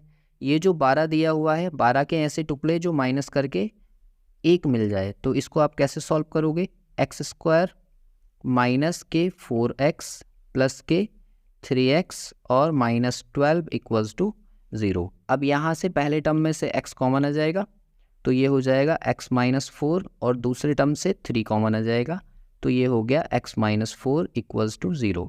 अब यहाँ से दो फैक्टर आ गए, एक आ गया x + 3 और दूसरा आ गया x - 4 इक्वल्स टू 0। अब इस टर्म को आप जब सॉल्व करोगे तो एक बार करोगे x + 3 को 0, तो यहाँ से x की वैल्यू आ जाएगी -3, और एक बार करोगे x - 4 को 0, तो यहाँ से x की वैल्यू +4 आ जाएगी। ये जो दो वैल्यूज़ हमारे पास आ रही हैं यही तो हैं दोनों आंसर, लेकिन आंसर होगा कौन सा सही, यहाँ पर आ जाओ, यहाँ जो दिए हुए हैं ना टर्म वो प्लस में दिए हुए हैं, तो अगर रूट में कोई भी वैल्यू नेगेटिव होती है तो उसका मतलब क्या होता है, वो एक इमेजिनरी नंबर है, इसलिए हमें फिक्स वाला नंबर चाहिए। तो नेगेटिव वाले को हम नेगलेक्ट कर देंगे और पॉजिटिव वाले को अपना आंसर मान लेंगे। तो इस क्वेश्चन में जो हमारा सही आंसर हो जाएगा वो डी ऑप्शन हो जाएगा, जो कि 4 है। अब यहाँ से आप देखिए कि इस क्वेश्चन को आप एग्जाम में कैसे करेंगे। अगर आपने यहाँ नोटिस किया हो तो मैंने जो फैक्टर किए हैं वो इस 12 के ही तो किए हैं। 12 के 2 फैक्टर्स आए थे, एक 4 आया था और एक 3 आया था। तो ये जो फैक्टर्स हम इतनी मेहनत के बाद में कर रहे हैं, इसको हम यहाँ भी तो कर सकते हैं। तो ये जो 12 दिया है ना, इस 12 के 2 फैक्टर्स करो ऐसे जिनका अंतर कितना आना चाहिए, 1 आना चाहिए। 12 के ऐसे फैक्टर्स जिनका डिफरेंस मुझे 1 चाहिए, वो कैसे आएंगे। 3 इंटू 4 अगर मैं करता हूँ तो दोनों का मल्टीप्लाई 12 आ रहा है और दोनों का अंतर कितना आ रहा है, 1। तो यही दोनों फैक्टर्स ले लेते हैं। तो यहाँ से क्या आ जाएगा, एक फैक्टर आएगा 4 और दूसरा आएगा 3। अब इन दोनों फैक्टर्स में से आंसर कौन सा है, तो देखो अगर बीच में प्लस के साइन दिए हुए हैं तो प्लस के साइन में बड़ा वाला जो वैल्यू है वो आंसर होगा। और अगर यही क्वेश्चन मुझे माइनस में दिया होता, जैसे सपोज 12 दिया होता, माइनस फिर से 12 दिया होता, फिर माइनस फिर से 12 दिया होता, इस तरीके से, तब भी तो इसके फैक्टर्स यही दोनों होते, 4 और 3। तब माइनस के केस में छोटी वाली वैल्यू मेरा आंसर हो जाती। इसको मैं आगे फिर से सॉल्व करके दिखाऊंगा आपको क्वेश्चन नंबर 9 में। फिलहाल आपको यहाँ पर क्या याद रखना है कि अगर मुझे पॉजिटिव वैल्यू दे रखी है तो पॉजिटिव वैल्यू के केस में जो बड़ी वाली वैल्यू है वो मेरा आंसर होगी, यानी कि 4। अब इसकी हेल्प से ना क्वेश्चन नंबर 8 को करो। क्वेश्चन नंबर 8 में हमें कौन सा टर्म दिया हुआ है, 6। तो 6 के आपको 2 फैक्टर्स ऐसे करने हैं जिनका डिफरेंस क्या आना चाहिए, 1। तो आप कहोगे 3 और 2 है, 3 इंटू 2 6 होता है और दोनों का अंतर भी 1 आएगा। अब इन दोनों में क्योंकि यहाँ पर प्लस सीरीज दे रखी है तो प्लस में दोनों में बड़ा कौन सा नंबर है, 3, इसलिए इस क्वेश्चन का जो सही आंसर होगा वो 3 हो जाएगा। जैसे क्वेश्चन नंबर 9 में जो टर्म्स दिए हैं ना वो माइनस की सीरीज दी है, यहाँ पर कौन सा साइन लगा है, माइनस का। तो देखो इस क्वेश्चन को अगर मैं मैन्युअली सॉल्व करना चाहूँ तो कैसे सॉल्व करूँगा। सपोज सबसे पहले आप इसको x मान लो, तो x के लिए मैंने लिख दिया √30, माइनस फिर से √30, माइनस फिर से √30, इस तरीके से इन्फिनिटी तक की सीरीज हमें दी हुई है। तो अगला टर्म हमारा क्या होगा, x इक्वल्स टू एक √30 तो मैं ऐसे ही रहने दूँ और बाकी का जो बचा हुआ है ना उसको मैंने x ही तो माना था पहले, तो यहाँ पर x रख लो। अब दोनों साइड आप स्क्वायरिंग कर दो। जैसे ही आप दोनों साइड वर्ग करोगे तो आपको क्या मिलेगा, एक्स स्क्वायर इक्वल्स टू, यहाँ से हो जाएगा 30 माइनस एक्स, क्योंकि रूट हट जाएगा। अब ये सारे टर्म्स एक साइड ले आओ, तो x square plus x minus के 30 इक्वल्स टू 0। ये बन गए हमारी फिर से द्विघात समीकरण। अब इसको आप मिडिल टर्म स्प्लिटिंग से फिर से ब्रेक कर लो, तो 30 के ऐसे फैक्टर्स जो प्लस करके 1 आ जाए, कैसे करोगे आप, x square plus 6x minus के 5x माइनस 30 इक्वल्स टू 0। दोनों टर्म में से पहले x कॉमन आ जाएगा, तो x को कॉमन ले लिया, x प्लस 6 बच गया। यहाँ से -5 कॉमन ले लो, तो यहाँ से भी x प्लस 6 बच गया इक्वल्स टू 0। अब देखो यहाँ से 2 फैक्टर्स मेरे कौन से आ गए, एक तो आ गया x माइनस 5 और एक आ गया x प्लस 6 इक्वल्स टू 0। अगर मैं पहली बार में x माइनस 5 को 0 करूँ तो यहाँ से x की वैल्यू प्लस का 5 आएगी, ठीक। और अगर मैं x प्लस 6 को 0 करूँ तो यहाँ से x की वैल्यू माइनस की 6 आएगी। और मैंने बताया था जो नेगेटिव वैल्यू होती है उसको हम नेगलेक्ट कर देते हैं और जो पॉजिटिव वैल्यू होती है वही हमारा आंसर होती है। यानी कि इसमें कौन सा आंसर हमारा सही हो जाएगा, ऑप्शन डी। यहाँ से आपने क्या नोटिस किया, देखो ये जो 30 था ना जिसके मैंने फैक्टर किए थे, अगर फैक्टर्स करने के बाद में वही डिफरेंस मुझे कितना चाहिए, 1 का, तो 5 और 6 ये 2 ही तो फैक्टर आ रहे थे 30 के। अगर ये 2 फैक्टर्स आ रहे हैं तो इन दोनों में से कौन सा आंसर होगा मेरा, ये डिसाइड करेगा इनके बीच में लगा हुआ साइन। तो क्योंकि नेगेटिव साइन लग रहा था इसलिए जो 30 के 2 फैक्टर्स आए 5 और 6, उन दोनों में से जो छोटा वाला है वो मेरा आंसर होगा। अगर पॉजिटिव साइन होता तो पॉजिटिव वाला आंसर हो जाता। जैसे क्वेश्चन नंबर 10 को देखो, इसमें दिया हुआ है हमें 72 और बीच में कौन सा साइन है, पॉजिटिव का। तो पहले आप 72 के फैक्टर्स कर लो, तो आप कहोगे एक 9 हो जाएगा और एक 8 हो जाएगा। दोनों का मल्टीप्लाई करने के बाद 72 आ रहा है और दोनों का डिफरेंस करने के बाद 1 आ रहा है, ठीक है, यही हमें चाहिए। तो इसमें हमारा जो आंसर होगा वो कौन सा हो जाएगा, 9। क्यों, क्योंकि इनके बीच में प्लस का साइन लगा हुआ है। एक और क्वेश्चन देखिए, क्वेश्चन नंबर 11 में हमें दिया हुआ है 56। तो 56 के आपको 2 फैक्टर्स करने होंगे जो हमें कितना डिफरेंस दे जाएं 1। तो 56 के क्या हो जाएंगे 7 अट्ठे 56, ठीक है। और बीच में माइनस का साइन है इसलिए जो छोटी वैल्यू है वही हमारा आंसर है। इसका मतलब ऑप्शन ए करेक्ट हो जाएगा। ऐसे ही क्वेश्चन नंबर 12 को देखो, इसमें 12 के फैक्टर्स करने हैं तो आप कहेंगे एक 3 हो जाएगा एक 4 हो जाएगा, और क्योंकि बीच में माइनस का साइन है इसलिए 3 इसका आंसर हो जाएगा जो कि ऑप्शन ए में दिया हुआ है। देखो जैसे क्वेश्चन नंबर 13 को अगर आप देखते हो तो यहाँ से आपको पता लगेगा कि जैसे हम क्वेश्चन नंबर 11 और 12 को सॉल्व कर रहे थे ना, यहाँ पर जो वैल्यू हमें दी जाती थी उसके फैक्टर्स करके, तो आप देख पाओगे कि 5 के मुझे ऐसे फैक्टर्स मिलेंगे ही नहीं। तब मुझे इसको मैनुअली अगर सॉल्व करना पड़े तो मैं इसे कैसे सॉल्व करूँगा। सपोज मैंने इसको लेट कर लिया सबसे पहले x equals to √5 plus √5 plus √5, ठीक है। इस तरह से ये इन्फिनिटी तक की सीरीज़ है। तो इसको मैं कैसे लिख सकता हूँ, x इक्वल्स टू एक रूट लगेगा 5 प्लस x लिखा जा सकता है, ये मैंने लास्ट में सिखाया था। अब इसमें हम क्या करेंगे, इसको स्क्वायरिंग कर दो। जैसे ही स्क्वायरिंग होगा तो x स्क्वायर इक्वल्स टू हो जाएगा ये 5 प्लस x, दोनों टर्म्स लेफ्ट में ले आओ तो यहाँ से हमें एक इक्वेशन मिल जाएगी जो कि एक क्वाड्रेटिक इक्वेशन है। अब यहाँ पर क्योंकि इसके फैक्टर करना पॉसिबल नहीं होगा इसलिए मेरे पास एक फॉर्मूला होता है x इक्वल्स टू माइनस के b plus minus √b square minus 4ac upon 2a, जिसको हम क्वाड्रेटिक फॉर्मूला कहते हैं। तो यहाँ से अगर इक्वेशन से मैं वैल्यू निकालूँ तो a की वैल्यू 1, b की वैल्यू -1 और c की वैल्यू -5 होगी, ठीक है। ये वैल्यूज़ इस फॉर्मूले में हम पुट करेंगे तो हमें क्या मिलेगा, x इक्वल्स टू माइनस के b मतलब माइनस के और -1, इसमें सिर्फ और सिर्फ वैल्यू भर रहा हूँ मैं और कुछ भी खास नहीं। तो यहाँ से -1 का स्क्वायर -4 इंटू a की वैल्यू 1 है और c की वैल्यू -5 है, और अपॉन में क्या होता है 2a यानी कि 2 इंटू 1। इसको जब मैं आगे सॉल्व करूँगा तो x की वैल्यू आ जाएगी यहाँ से माइनस माइनस प्लस हो जाएंगे ये, तो प्लस का 1 हो जाएगा, प्लस माइनस अंडर रूट यहाँ से 1 आएगा, -4 5 जा 20 तो ये सीधे 20 हो जाएगा, और अपॉन 2 तो यहाँ से x इक्वल्स टू कितना आ जाएगा आपका √21 + 1 अपॉन 2। यही इसका आंसर होगा जो कि मुझे ऑप्शन सी में दिया हुआ है। अब देखो इतना सारा कुछ आप हर एक क्वेश्चन में तो कर नहीं सकते, तो आप डायरेक्टली कैसे इसको सॉल्व करोगे मैं आपको बताता हूँ कि आप इसके लिए ना फॉर्मूले याद कर लो। जैसे यहाँ पर प्लस का टर्म दिया हुआ है तो पॉजिटिव के लिए आप फॉर्मूला याद रखो, x इक्वल्स टू होता है आपका 4x + 1 अंडर रूट के अंदर और +1 अपॉन 2। ये दरअसल कहाँ से आया, ये फॉर्मूला मैंने इसी टर्म से बनाया है। देखो कैसे, ये वाली जो लाइन हमारी यहाँ पर थी इस लाइन को मैं कुछ इस तरह से लिख सकता हूँ, x इक्वल्स टू +1 दिया हुआ है और प्लस माइनस अंडर रूट, ये जो 20 है इस 20 को लिख लो 4 इंटू 5, और ये वाला जो टर्म है +1 इसके साथ का ये यहाँ पर आ गया और अपॉन 2। अब देखो यहाँ से x इक्वल्स टू यहाँ से हो गया +1 और प्लस माइनस अंडर रूट, ये जो 5 था इस क्वेश्चन में ही तो दिया हुआ था ये, इसलिए मैंने इसकी जगह पर लिख दिया 4x और ये +1 और अपॉन 2, और ये वाले +1 को लास्ट में लिख लो तो आपको वापस से यही वाला फॉर्मूला मिल जाएगा।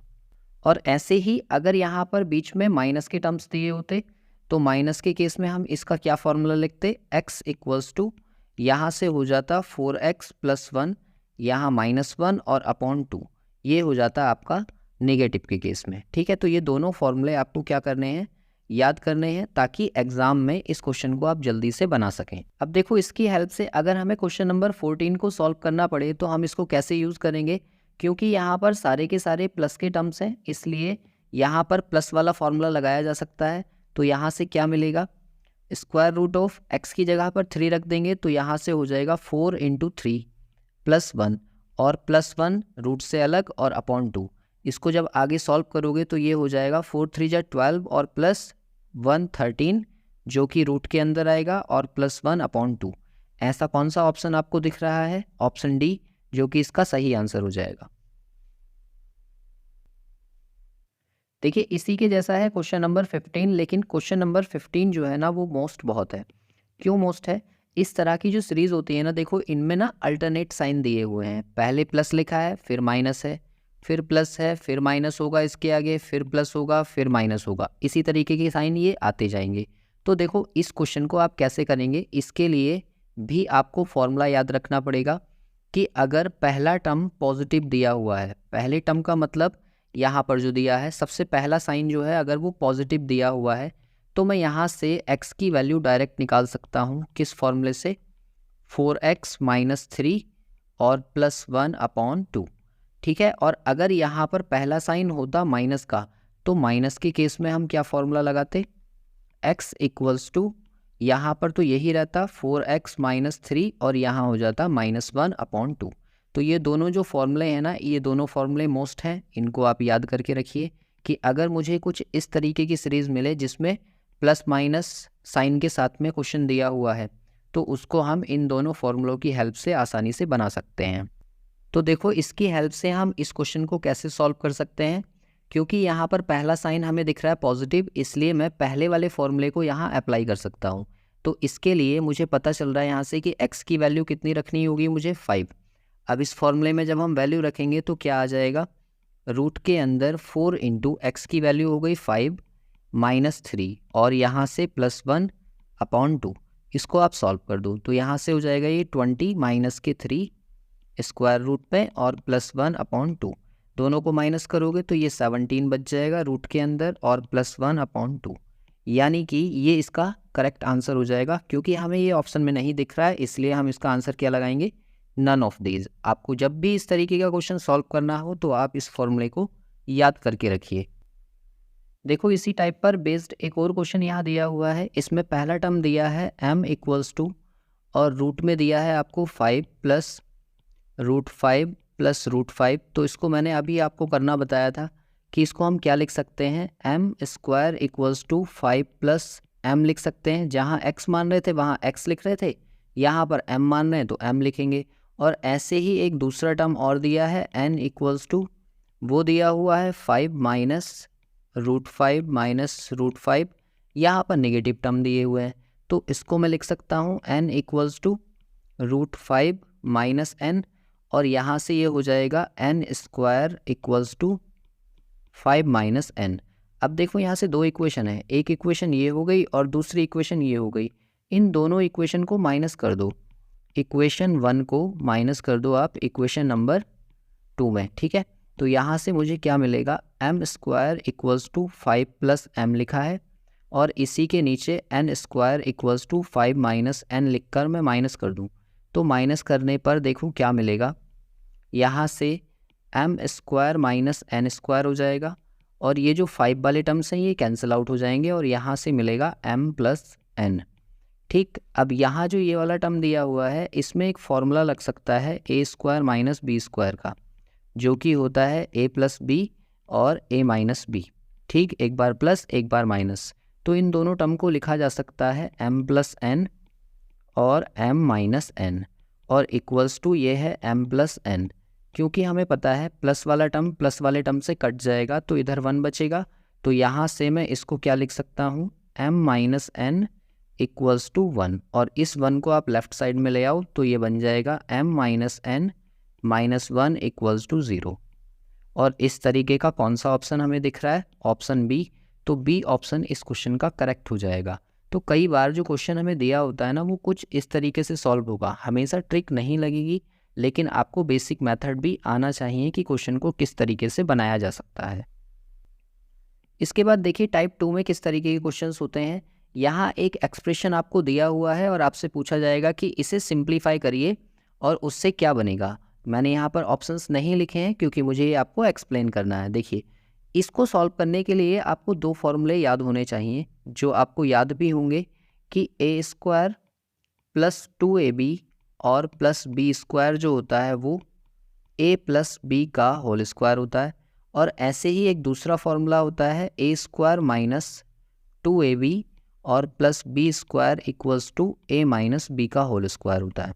इन दोनों फॉर्मूलों की हेल्प से हमें क्या करना है, ये जो ऊपर बड़ा वाला रूट दिया है ना, इस रूट को हटाने के लिए मुझे ब्रैकेट में स्क्वायर बनाना पड़ेगा ताकि इस स्क्वायर से मैं इस रूट को कट कर दूं और जो ब्रैकेट बचेगा वही मेरा आंसर होगा। तो ऐसा करने के लिए मैं इसे किस तरह से लिख सकता हूं, देखिए इक्वल्स टू, यहाँ पर 12 दिया है तो क्या मैं इस 12 को 7 + 5 लिख सकता हूँ? आप कहेंगे बिल्कुल, लिख लीजिए। और यहाँ से ये 2 हो गया, और ये जो 35 है इसको मैं लिख सकता हूँ √7 × √5। ऐसा मैंने क्यों किया है अभी आपको समझ आएगा। ये जो 7 है, 7 को लिखा जा सकता है √7 का होल स्क्वायर, और ऐसे ही ये जो 5 दिया हुआ है इस 5 को लिखा जा सकता है √5 का होल स्क्वायर, और प्लस यहाँ से आ गया 2√7 × √5, और बड़ा वाला स्क्वायर रूट इन सब के ऊपर है। ठीक है, तो आपको यहाँ से पता चल रहा होगा कि ये a², ये b² और ये 2ab का टर्म बन रहा है। और इस तरीके का फॉर्मूला मैंने अभी पहला वाला लिखा है कि ये क्या होता है, a + b का होल स्क्वायर। तो a की जगह यहाँ √7 है, मतलब √7 हो गया, और b की जगह पर √5 है तो ये √5 हो गया। और इन दोनों का प्लस करके स्क्वायर कर दें, और उसके ऊपर क्या बना है, स्क्वायर रूट। तो आप ये जानते हो कि इस वाले स्क्वायर से ये स्क्वायर रूट हट जाएगा, तो फाइनली इसका आंसर क्या हो जाएगा, √7 + √5, जो कि इसका सही आंसर है। तो इसको हम डायरेक्टली कैसे कर सकते हैं? देखो, डायरेक्टली करने के लिए ना, यहाँ पर आपको 35 दिख रहा है, उस 35 के आपको फैक्टर्स करने होंगे, और वो कैसे फैक्टर्स हों, जिनका सम 12 आ जाए। तो मैंने कहा इसको आप 7 × 5 लिख लो, और 7 और 5 का सम जो है वो 12 आ जाएगा, और दोनों पर रूट लगा दो, और दोनों पर रूट लगाकर बीच में प्लस लगा दोगे तो यहाँ से आपका आंसर बन जाएगा। इसके बाद देखो क्वेश्चन नंबर 17 में क्या दिया हुआ है, यहाँ पर बीच में नेगेटिव साइन है। अगर नेगेटिव साइन है तो इसके लिए भी मेरे पास एक फॉर्मूला होता है, a² - 2ab + b² जो होता है वो a - b का होल स्क्वायर होता है। तो कहने का मतलब क्या है, जैसे अभी हमने पीछे a + b का होल स्क्वायर बनाया था, वैसे ही यहाँ पर हम बनाएंगे a - b का होल स्क्वायर। तो इसको क्या लिखा जा सकता है, देखो, √10 को मैं लिख सकता हूँ 7 + 3, और माइनस इसको लिखा जा सकता है 2 × √7 × √3। अब देखो आगे इसको जब हम सॉल्व करेंगे तो ये बन जाएगा 7 का होल स्क्वायर रूट के अंदर, और प्लस ऐसे ही 3 का होल स्क्वायर रूट के अंदर, और माइनस यहाँ से बन जाएगा 2 × √7 × √3। तो फाइनली अगर आप इसको देख रहे हैं तो ये बन रहा है a² + b² - 2ab।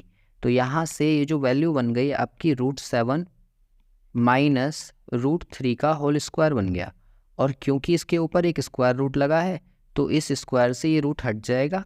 तो फाइनली इसका जो आंसर आ जाएगा वो आ जाएगा √7 - √3, जो कि फाइनल आंसर है। लेकिन एग्ज़ाम में आप इतना कुछ करने के लिए नहीं बैठेंगे, तो आपको कैसे करना है वो सुनिए ध्यान से।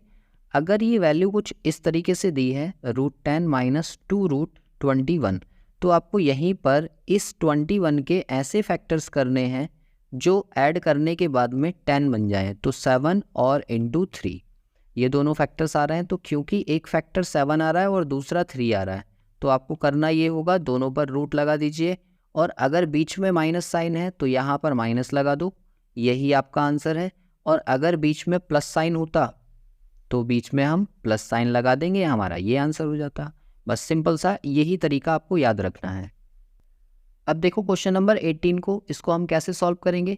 यहाँ पर मुझे 21 दिख रहा है, तो 21 के दो फैक्टर्स मुझे ऐसे ढूंढने हैं जो ऐड करने के बाद में 10 आ जाए। तो मैं कहूँगा 7 आएगा एक, और दूसरा 3 आएगा, और क्योंकि ये दोनों हैं इसलिए इस पर रूट लगा लो आप, और रूट लगाने के बाद बीच में क्योंकि प्लस का साइन है तो प्लस लगा दो, यही इसका आंसर हो जाएगा।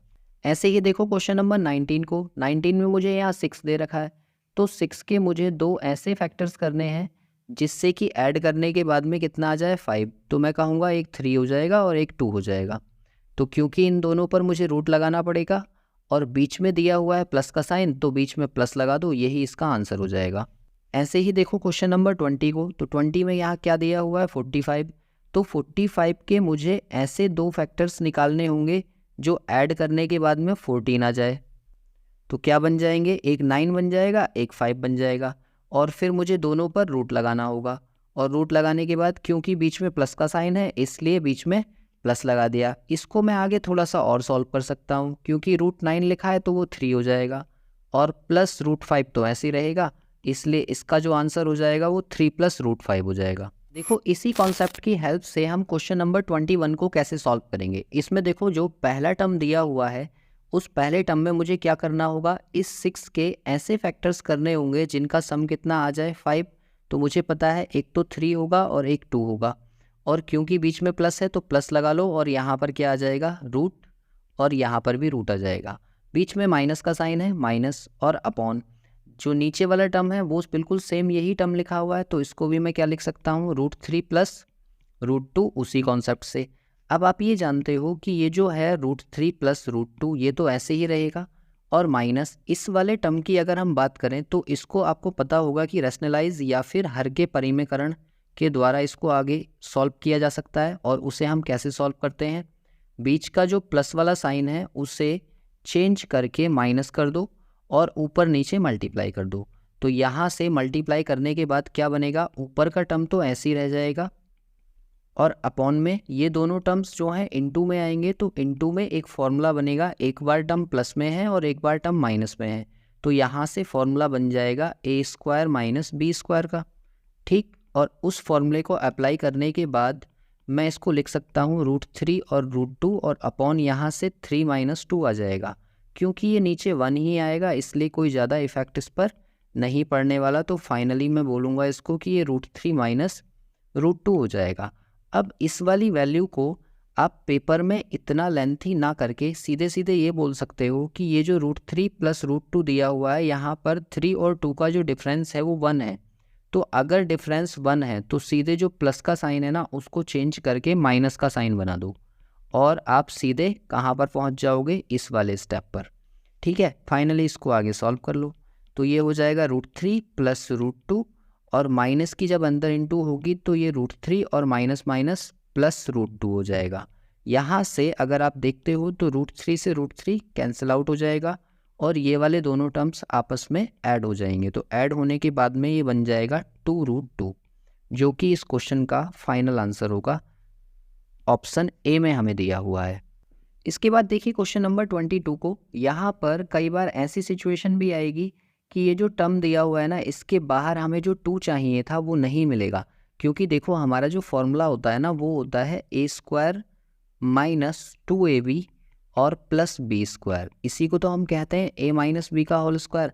अब यहाँ पर जो 2 है वो 2 मुझे यहाँ नहीं दिख रहा, तो मुझे 2 बनाना पड़ेगा। और 2 कैसे बनेगा, इसको मैं लिख सकता हूँ 12 माइनस, और यहाँ जो वैल्यू दी है ना इसमें से मुझे 4 बचाना है, क्योंकि 4 जो होगा ना वही 2 बन के बाहर आएगा। तो अगर इसको मैं 4 बचा दूँ तो यहाँ से 35 बच जाएगा। अब इसको मैं ये लिख सकता हूँ कि √12 ऐसे ही रहने दो, और माइनस ये वाला जो 4 था ये 2 बनकर बाहर आ गया, और रूट में क्या बच गया 35। अब आपको क्या करना होता है, ये 35 जो दिया है इसके ऐसे फैक्टर्स करने होंगे 2 जिसका सम कितना आ जाए 12, और ये आपको पता है 7 और 5। तो यहाँ से एक तो √7 की वैल्यू आ जाएगी और एक √5 की आ जाएगी, और क्योंकि बीच में माइनस है इसलिए माइनस हो जाएगा, और यही हमारा फाइनल आंसर होगा। तो इस क्वेश्चन में आपने क्या सीखा कि अगर बाई चांस रूट के बाहर 2 नहीं दिया हुआ है तो आपको 2 बनाना पड़ेगा, और उसके लिए जो रूट में वैल्यू दी है वहीं से उसको सेपरेट करके बाहर निकाल लो। और क्योंकि √4 जो होता है वो 2 होता है, इसलिए रूट के अंदर मुझे 4 चाहिए, तभी वो बाहर 2 बन के आएगा। ठीक है, एक और क्वेश्चन दिया है 23। इस 23 को देखो कैसे करेंगे, क्योंकि यहाँ पर भी मुझे 2 नहीं दिख रहा इसलिए मुझे 2 बनाना पड़ेगा। तो पहले √15 को ऐसे रहने दो, और प्लस क्योंकि यहाँ से मुझे 2 चाहिए तो वो क्या बनकर आएगा 4 × 50 में इसको लिख सकता हूँ, और ये वाला जो 4 है ये 2 बन के बाहर आ जाएगा। तो वैल्यू क्या बन जाएगी 15 + 2√50। अब आपको क्या करना होगा, इस 50 के ऐसे 2 फैक्टर्स बनाइए जो 15 दे जाए। तो मैं कहूँगा 10 और 5 बन जाएंगे, दोनों का इंटू करेंगे तो 50 आ जाएगा, और दोनों को ऐड करूँगा तो 15 आ जाएगा। इसलिए एक 10 हो गया एक 5 हो गया, दोनों पर आप रूट लगा दो, और क्योंकि बीच में प्लस का साइन है इसलिए बीच में प्लस लगा दो। यही इस क्वेश्चन का फाइनल आंसर हो जाएगा। इसके बाद एक और क्वेश्चन को देखिए 24 में दिया हुआ है यहाँ पर 60। क्योंकि मैं जानता हूँ यहाँ पर 2 नहीं है तो मुझे 2 बनाना पड़ेगा, और 2 बनाने के लिए इसको मैं लिख सकता हूँ √8 ऐसे ही, और माइनस, क्योंकि यहाँ पर मुझे 4 चाहिए तो 4 इंटू 15 लिखा जा सकता है। 15 4 जा 60 होते हैं, और ये वाला जो 4 है ये बाहर बन जाएगा 2 और रूट में रह जाएगा 15, और ये इस तरीके से कुछ दिखने लगेगा। ठीक है, तो फाइनली मुझे क्या करना होगा, इस 15 के दो ऐसे फैक्टर्स करने होंगे जिनका सम कितना आ जाए 8। तो मैं कहूँगा 5 3 जा 15 होते हैं, और दोनों को ऐड करेंगे तो 8 भी आ जाएगा, इसलिए एक रूट 5 हो गया, एक रूट 3 हो गया, और क्योंकि बीच में माइनस है इसलिए माइनस साइन के साथ हमारा फाइनल आंसर होगा। इसके बाद देखो क्वेश्चन नंबर 25 को। 25 में मुझे क्या दिया हुआ है, यहाँ पर 6, लेकिन मुझे सिर्फ क्या चाहिए 2।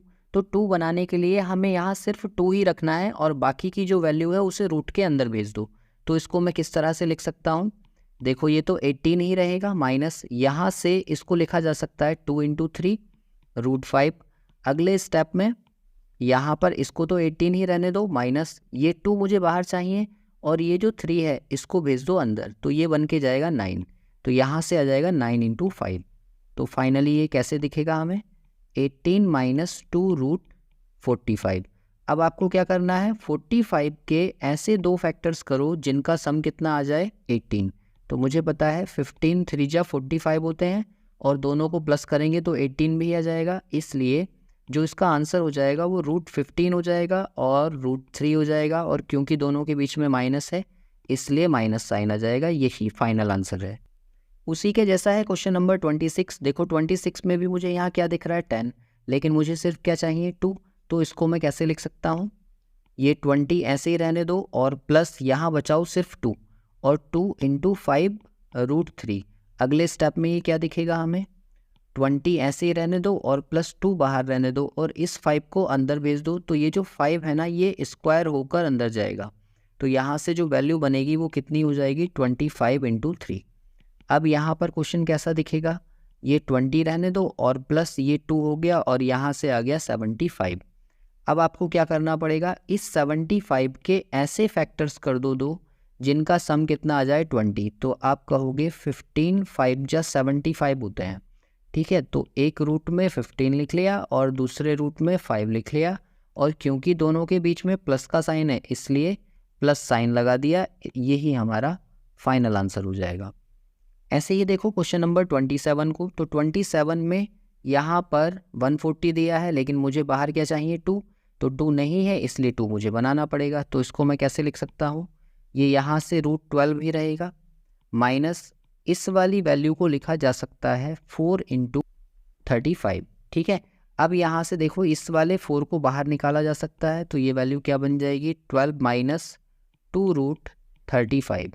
आपको करना ये होगा, इस 35 के दो फैक्टर्स ऐसे करिए जिनका सम कितना आ जाए 12। तो मैं कहूँगा 7 और 5 बन जाएंगे। इसी में का क्वेश्चन अभी हमने पीछे किया था। तो फाइनल आंसर क्या आएगा, रूट 7 आएगा, एक रूट 5 आएगा, और क्योंकि इन दोनों के बीच में माइनस साइन है इसलिए यहाँ पर माइनस लगा दो, और यही फाइनल आंसर है। अब देखिए क्वेश्चन नंबर 28 को। तो 28 में यहाँ पर मुझे 2 चाहिए था। देखो यहाँ 2 है भी नहीं, और मैं 2 रूट में से निकाल भी नहीं सकता क्योंकि रूट के अंदर तो ओनली 3 है, और 3 से मैं 2 कैसे बाहर लाऊंगा। तो देखो इस क्वेश्चन को आप किस तरह से सॉल्व करोगे, जो रूट में दिया हुआ है वो 2 ऐसे ही रहने दो, और प्लस यहाँ पर दिया हुआ है 3, लेकिन मुझे चाहिए यहाँ पर 2। तो क्योंकि मैं यहाँ पर 2 लाना चाहता हूँ इसलिए 2 से मल्टीप्लाई और 2 से डिवाइड कर लो। 2 से मल्टीप्लाई और 2 से डिवाइड करने का ये फ़ायदा होगा कि अगले स्टेप में मुझे इसका एलसीएम लेना होगा, तो ये 4 हो जाएगा, और प्लस यहाँ से आ जाएगा 2 रूट 3, और इस पूरे के अपॉन में आ जाएगा 2। जब इसको आगे सॉल्व किया जाएगा तो आगे सॉल्व करने में ये कुछ इस तरीके का दिखेगा कि रूट ऊपर वाले को अलग दे दिया जाए और रूट नीचे वाले को अलग दे दिया जाए। तो जो नीचे वाला रूट है उसको तो ऐसे ही रहने दो, और इनटू इस वाले टर्म को हम सॉल्व कर सकते हैं। तो इसको कैसे सॉल्व किया जाएगा, 3 के ऐसे दो फैक्टर्स कर लो जिनका सम कितना आ जाए 4 आ जाए। तो मैं कहूँगा एक 3 ले लो और एक 1 ले लो।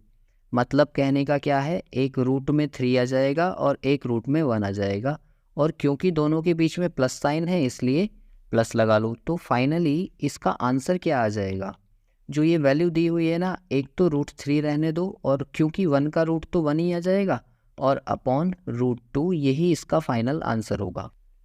इसके बाद क्वेश्चन नंबर 29 को देखो यहाँ पर ना तो मेरे पास 2 अंदर है और ना ही बाहर है। तो इसके लिए मुझे क्या करना पड़ेगा, 2 बनाना पड़ेगा। और 2 बनाने के लिए देखो इसको भी कैसे सॉल्व करेंगे हम। इस 7 को ऐसे रहने दो, माइनस जो रूट में था वो 5 है और ये जो 3 है बाहर लिखा हुआ, इस 3 को रूट के अंदर भेज दो तो ये 9 बन के जाएगा, तो इंटू 9 हो जाएगा। ठीक, अब यहाँ पर 2 से मल्टीप्लाई और 2 से डिवाइड कर लो क्योंकि मुझे 2 भी चाहिए। अब ये आगे जब इसको सॉल्व करेंगे तो ये 14 आ जाएगा एलसीएम लेने के बाद में, ये 2 ऐसे ही रहेगा और रूट ये हो जाएगा 45 और अपॉन में रहेगा 2 और इस पूरे के ऊपर आ जाएगा स्क्वायर रूट। तो आगे जब हम इसको सॉल्व करेंगे तो 14 माइनस 2 रूट 45 ये तो ऊपर रह गया और अपॉन में रूट 2 आ गया नीचे। जब इसको हम आगे सॉल्व करेंगे तो हमें करना क्या होगा, इस 45 के हमें 2 फैक्टर्स ऐसे ढूंढने पड़ेंगे जिनका सम कितना आना चाहिए, 14 आना चाहिए। तो उनको मैं लिख सकता हूँ 9 और 5, इन दोनों का मल्टीप्लाई 45 आएगा और दोनों को प्लस कर लूँ तो 14 मिल जाएगा। तो ये जो वैल्यू आ जाएगी, एक तो 9 रूट में आ जाएगा और दूसरा 5 रूट में आ जाएगा। क्योंकि बीच में माइनस साइन है इसलिए माइनस साइन लगा दो और अपॉन में क्या रहेगा, रूट 2। आगे जब हम इसको सॉल्व करेंगे तो 9 का हो जाएगा 3 और माइनस रूट 5 और अपॉन रूट 2 जो कि इस क्वेश्चन का फाइनल आंसर हो जाएगा। इसके बाद देखिए क्वेश्चन नंबर 30 को हम कैसे सॉल्व करेंगे। क्योंकि हम जानते हैं कि स्क्वायर बनाने के लिए मुझे यहाँ पर 2 चाहिए और यहाँ पर भी 2 चाहिए और यहाँ पर भी 2 चाहिए। तो क्यों ना हम रूट में से 4 को बाहर निकाल लें जो कि 2 बनकर बाहर आ जाएगा। तो इसको मैं कैसे लिखूँगा, 1 अपॉन एक टर्म दिया हुआ है 12, तो माइनस इस 140 को मैं लिख सकता हूँ 4 इंटू 35। ऐसे ही माइनस 1 अपॉन दूसरा टर्म दिया हुआ है मुझे रूट में 8 माइनस ये 60 को मैं लिख सकता हूँ 4 इंटू 15। ठीक है, और माइनस यहाँ पर दिया हुआ है 2 अपॉन अंडर रूट ये 10 ऐसे ही रहेगा और प्लस 84 को मैं लिख सकता हूँ रूट के अंदर 4 इंटू 21। अब देखो यहाँ से ना सब जगह से 4 बाहर निकाल लो तो ये 2 बनकर बाहर आएगा। तो इसको मैं किस तरह से लिखूँगा, अंडर रूट यहाँ से आ जाएगा 12 माइनस 2 रूट 35 और फिर ये बन जाएगा माइनस की 1 upon under root 8 minus 2 root 15 और यहाँ से ये आ जाएगा माइनस की 2 upon under root 10 plus 2 root 21। अब देखो ये जो फॉर्मेट बन गई ना, ये हमारे पहले जैसी ही फॉर्मेट बन गई। अब हमें क्या करना होगा, यहाँ पर 35 के मुझे ऐसे फैक्टर्स करने होंगे जो प्लस करके कितना आ जाए, 12। तो मैं कहूँगा 7 और 5 ये दोनों आ जाएंगे। ऐसे ही यहाँ पर मुझे 15 के ऐसे फैक्टर्स करने होंगे जो प्लस करके मुझे 8 दे जाएं। तो मैं कहूँगा 5 और 3 मान लो। और ऐसे ही 21 के मुझे ऐसे फैक्टर्स करने होंगे जो प्लस करके 10 दे जाए, तो ये हो जाएगा 7 और 3। तो इस क्वेश्चन को हम क्या कर सकते हैं, देखो यहाँ पर ये आ जाएगा रूट 7 और ये आ जाएगा रूट 5 और बीच में माइनस है तो माइनस साइन आ गया। ऐसे ही माइनस 1 अपॉन इस वाले टर्म को मैं लिख सकता हूँ रूट 5 और माइनस रूट 3। ठीक है, ऐसे ही थर्ड वाले को हम लिख देंगे 2 अपॉन ये आ जाएगा आपका रूट 7 और प्लस रूट 3। अब देखो इन तीनों टर्म्स को मुझे रैशनलाइज करना पड़ेगा, यानी कि हर का परिमेयकरण। तो मैं कैसे करूँगा, मैंने आपको सिखाया था लास्ट वीडियो में कि आप इन वाले टर्म्स के बीच का साइन प्लस कर लो तो यहाँ से ये प्लस हो जाएगा और अपॉन इनका जो डिफरेंस है 7 का और 5 का उससे इसे डिवाइड कर दो। ऐसे ही माइनस दूसरे वाले में भी यही करो, रूट 5 और इसको क्या कर लो आप प्लस रूट 3 कर लो और अपॉन इन दोनों के डिफरेंसेस को डिवाइड कर दो। ऐसे ही थर्ड में भी करेंगे तो ये हो जाएगा 2 और यहाँ से आ जाएगा ये रूट 7 माइनस रूट 3 और अपॉन में इन दोनों का डिफरेंस है 4, तो 4 से हम इसको डिवाइड कर लेंगे। देखो इसको सॉल्व करने के लिए मुझे क्या चाहिए होगा, इनका डिनोमिनेटर बराबर करना पड़ेगा। यहाँ पर 4 है तो यहाँ पर भी 4 बना लूँ तो 2 से इंटू कर लिया ऊपर नीचे, तो यहाँ से डिनोमिनेटर बराबर हो गया। और ऐसे ही 2 का यहाँ पर इंटू कर लूँ ऊपर नीचे तो यहाँ पर भी डिनोमिनेटर बराबर हो गया। तो अगर इनका एलसीएम हम लें तो एलसीएम कितना आ जाएगा फाइनली 4 और ऊपर वाले टर्म को मैं लिखूंगा तो ये बन जाएगा 2 रूट 7 और प्लस 2 रूट 5। ऐसे ही सेकंड वाले टर्म को अगर सॉल्व करूंगा तो 2 की अंदर इंटू हो जाएगी और इस माइनस की भी, तो ये क्या बन जाएगा माइनस की 2 रूट 5 और माइनस 2√3। और ऐसे ही थर्ड वाले टर्म को जब मैं सॉल्व करूँगा तो वो वैल्यू कितनी आ जाएगी, माइनस के 2√7 और दूसरी वैल्यू प्लस का 2√3। अब देखो इन वाले टर्म्स में अगर आप देख पा रहे हो तो ये टर्म्स आपस में ना सारे कट जाएंगे। देखो 2√7 यहाँ प्लस का है, यहाँ माइनस का, ये दोनों कैंसिल आउट हो गए। ऐसे ही ये वाले टर्म्स भी कैंसिल आउट हो जाएंगे और ये वाले टर्म्स भी कैंसिल आउट हो जाएंगे। तो फाइनली मुझे क्या मिलेगा, 0/4, और 0/4 क्या होता है, 0। तो इस क्वेश्चन का जो सही आंसर होगा वो ऑप्शन ए जो कि 0 लिखा है वही करेक्ट हो जाएगा। क्वेश्चन नंबर 31 को देखिए, यहाँ पर 4 नंबर्स हमें दिए हुए हैं और कहा है कि इनमें चारों में सबसे बड़ी संख्या कौन सी है ये आप बताइए। तो देखो यहाँ से पहला नंबर दिया है √2, तो √2 को मैं लिख सकता हूँ 2 की पावर 1/2। ऐसे ही दूसरा नंबर क्यूब रूट ऑफ 3 दिया है तो उसको 3 की पावर 1/3 लिखा जा सकता है। तीसरा नंबर 4th रूट ऑफ 5 दे रखा है तो उसको मैं 5 की पावर 1/4 लिख सकता हूँ। और नेक्स्ट दिया है 7 का 6th रूट तो उसको 1/6 लिखा जा सकता है। अब आप देखो इसको सॉल्व करने के लिए ये जो 2, 3, 4 और 6 दिया है इन चारों नंबर्स का आपको लेना होगा एलसीएम। तो 2 का, 3 का, 4 का और 6 का, इन चारों नंबर्स का जो एलसीएम आएगा वो कितना आ जाएगा, 12। ये मैंने आपको निकालना सिखा दिया है। अब जो ये 12 दिया हुआ है इस 12 की इन सारे नंबर्स से इंटू कर दो जो पावर में दिए हुए हैं।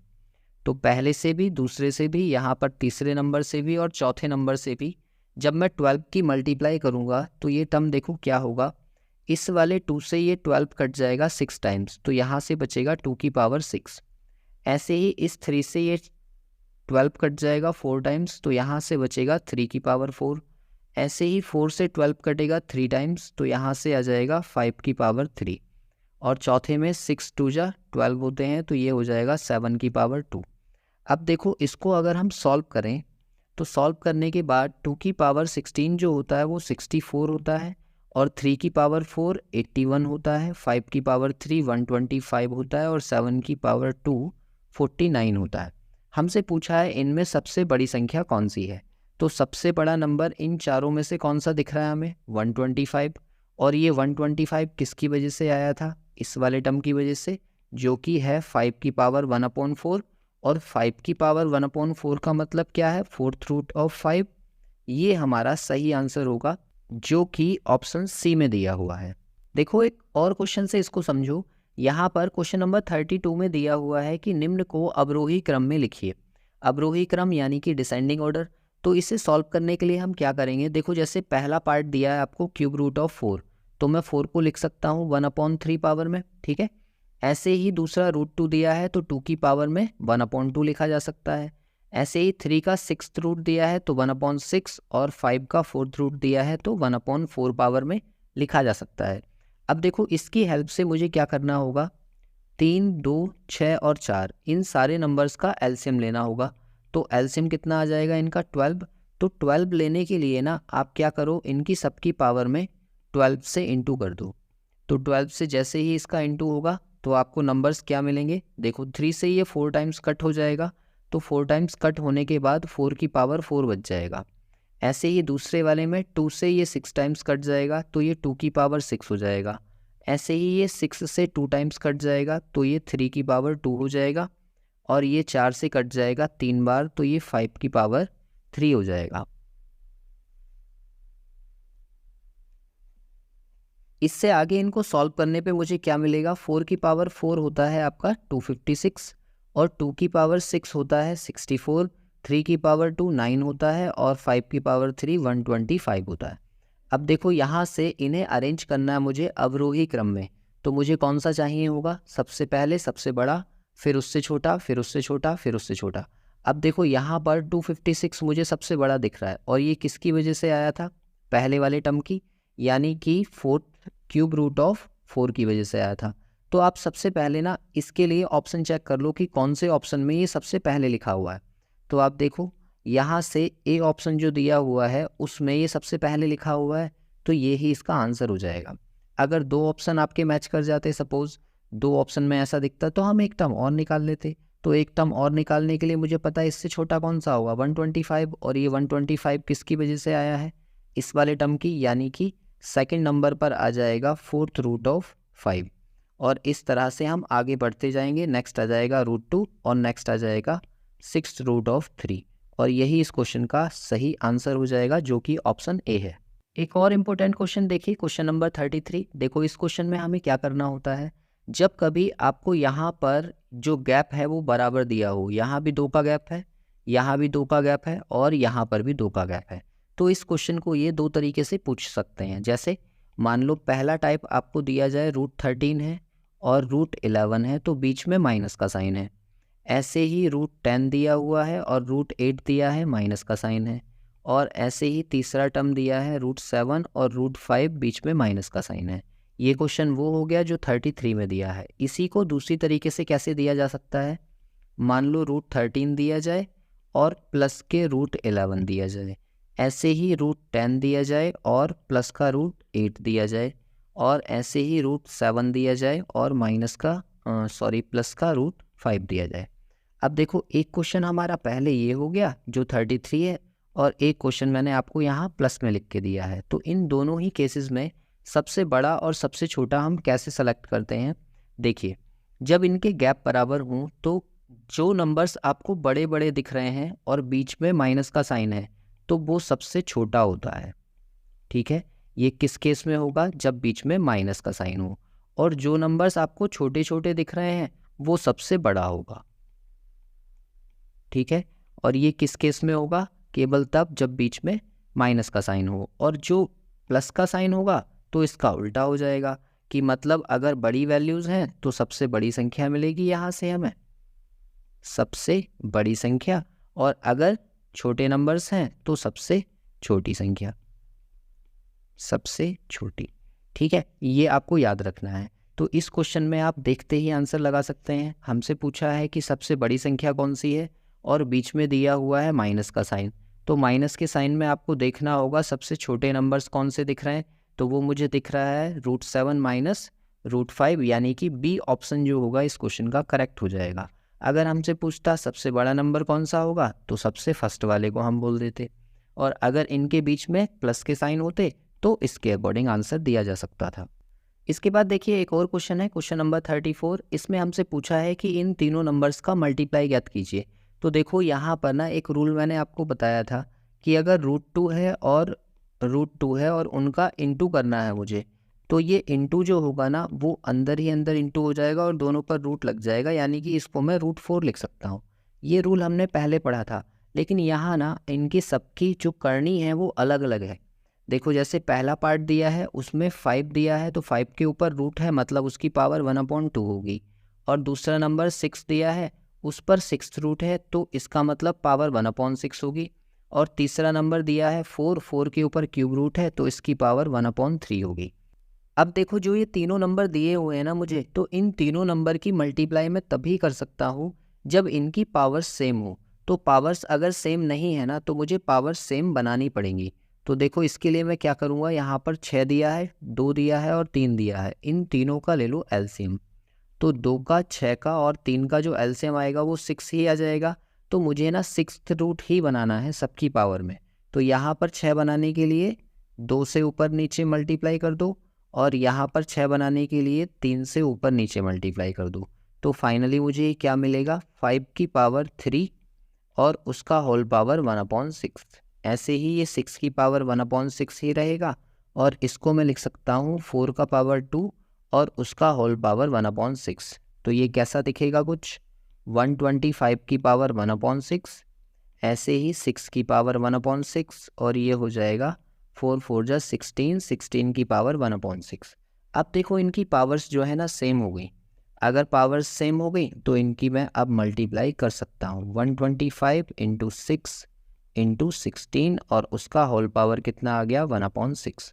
और फिर इसकी मल्टीप्लाई कर दो, तो मल्टीप्लाई करने के बाद में ये कितना आ जाएगा, 12,000, और 12,000 की पावर 1/6 जो है वो इसका आंसर हो जाएगा, जो कि ऑप्शन ए में मुझे दिया हुआ है।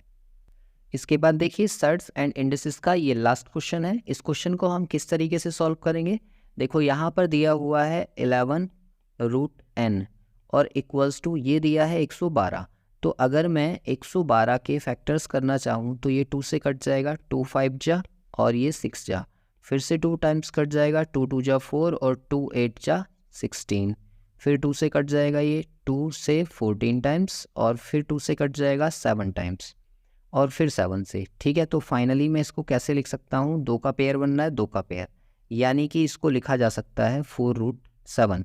तो इसकी जगह पर मैं लिख दूंगा ये हो गया 4√7 और प्लस ऐसे ही दिया हुआ है 343, तो 343 के भी फैक्टर्स कर लो। 7 से कट जाएगा ये 49 टाइम्स और फिर 7 से कट जाएगा 7 टाइम्स और फिर 7 से कट जाएगा 1 टाइम्स। तो यहाँ पर एक पेयर बनना है, तो इसको हम लिख सकते हैं 7√7। तो यहाँ से ये आ जाएगा 7√7। अब क्योंकि ये रूट वाली वैल्यूज सेम है इसलिए ये प्लस हो जाएंगी, तो ये बन जाएगा 11√7 और इधर साइड में भी क्या लिखा है 11√n। बस दोनों साइड आपको पता चल गया कि 11 से 11 कैंसिल आउट हो जाएगा, या फिर मैं ये सीधे कहूँ कि इनकी दोनों साइड आप कंपेयरिंग कर लो। तो जैसे ही आप कंपेयरिंग करोगे तो n बराबर कितना आ जाएगा 7, जो कि इस क्वेश्चन का आंसर है ऑप्शन डी। तो सर्ट्स एंड इंडिसेस चैप्टर यहाँ पर कंप्लीट होता है। इसमें मैंने लगभग सभी टाइप्स के क्वेश्चंस कराने की आपको कोशिश की है। मिलते हैं नए कॉन्सेप्ट के साथ इससे नेक्स्ट वीडियो में।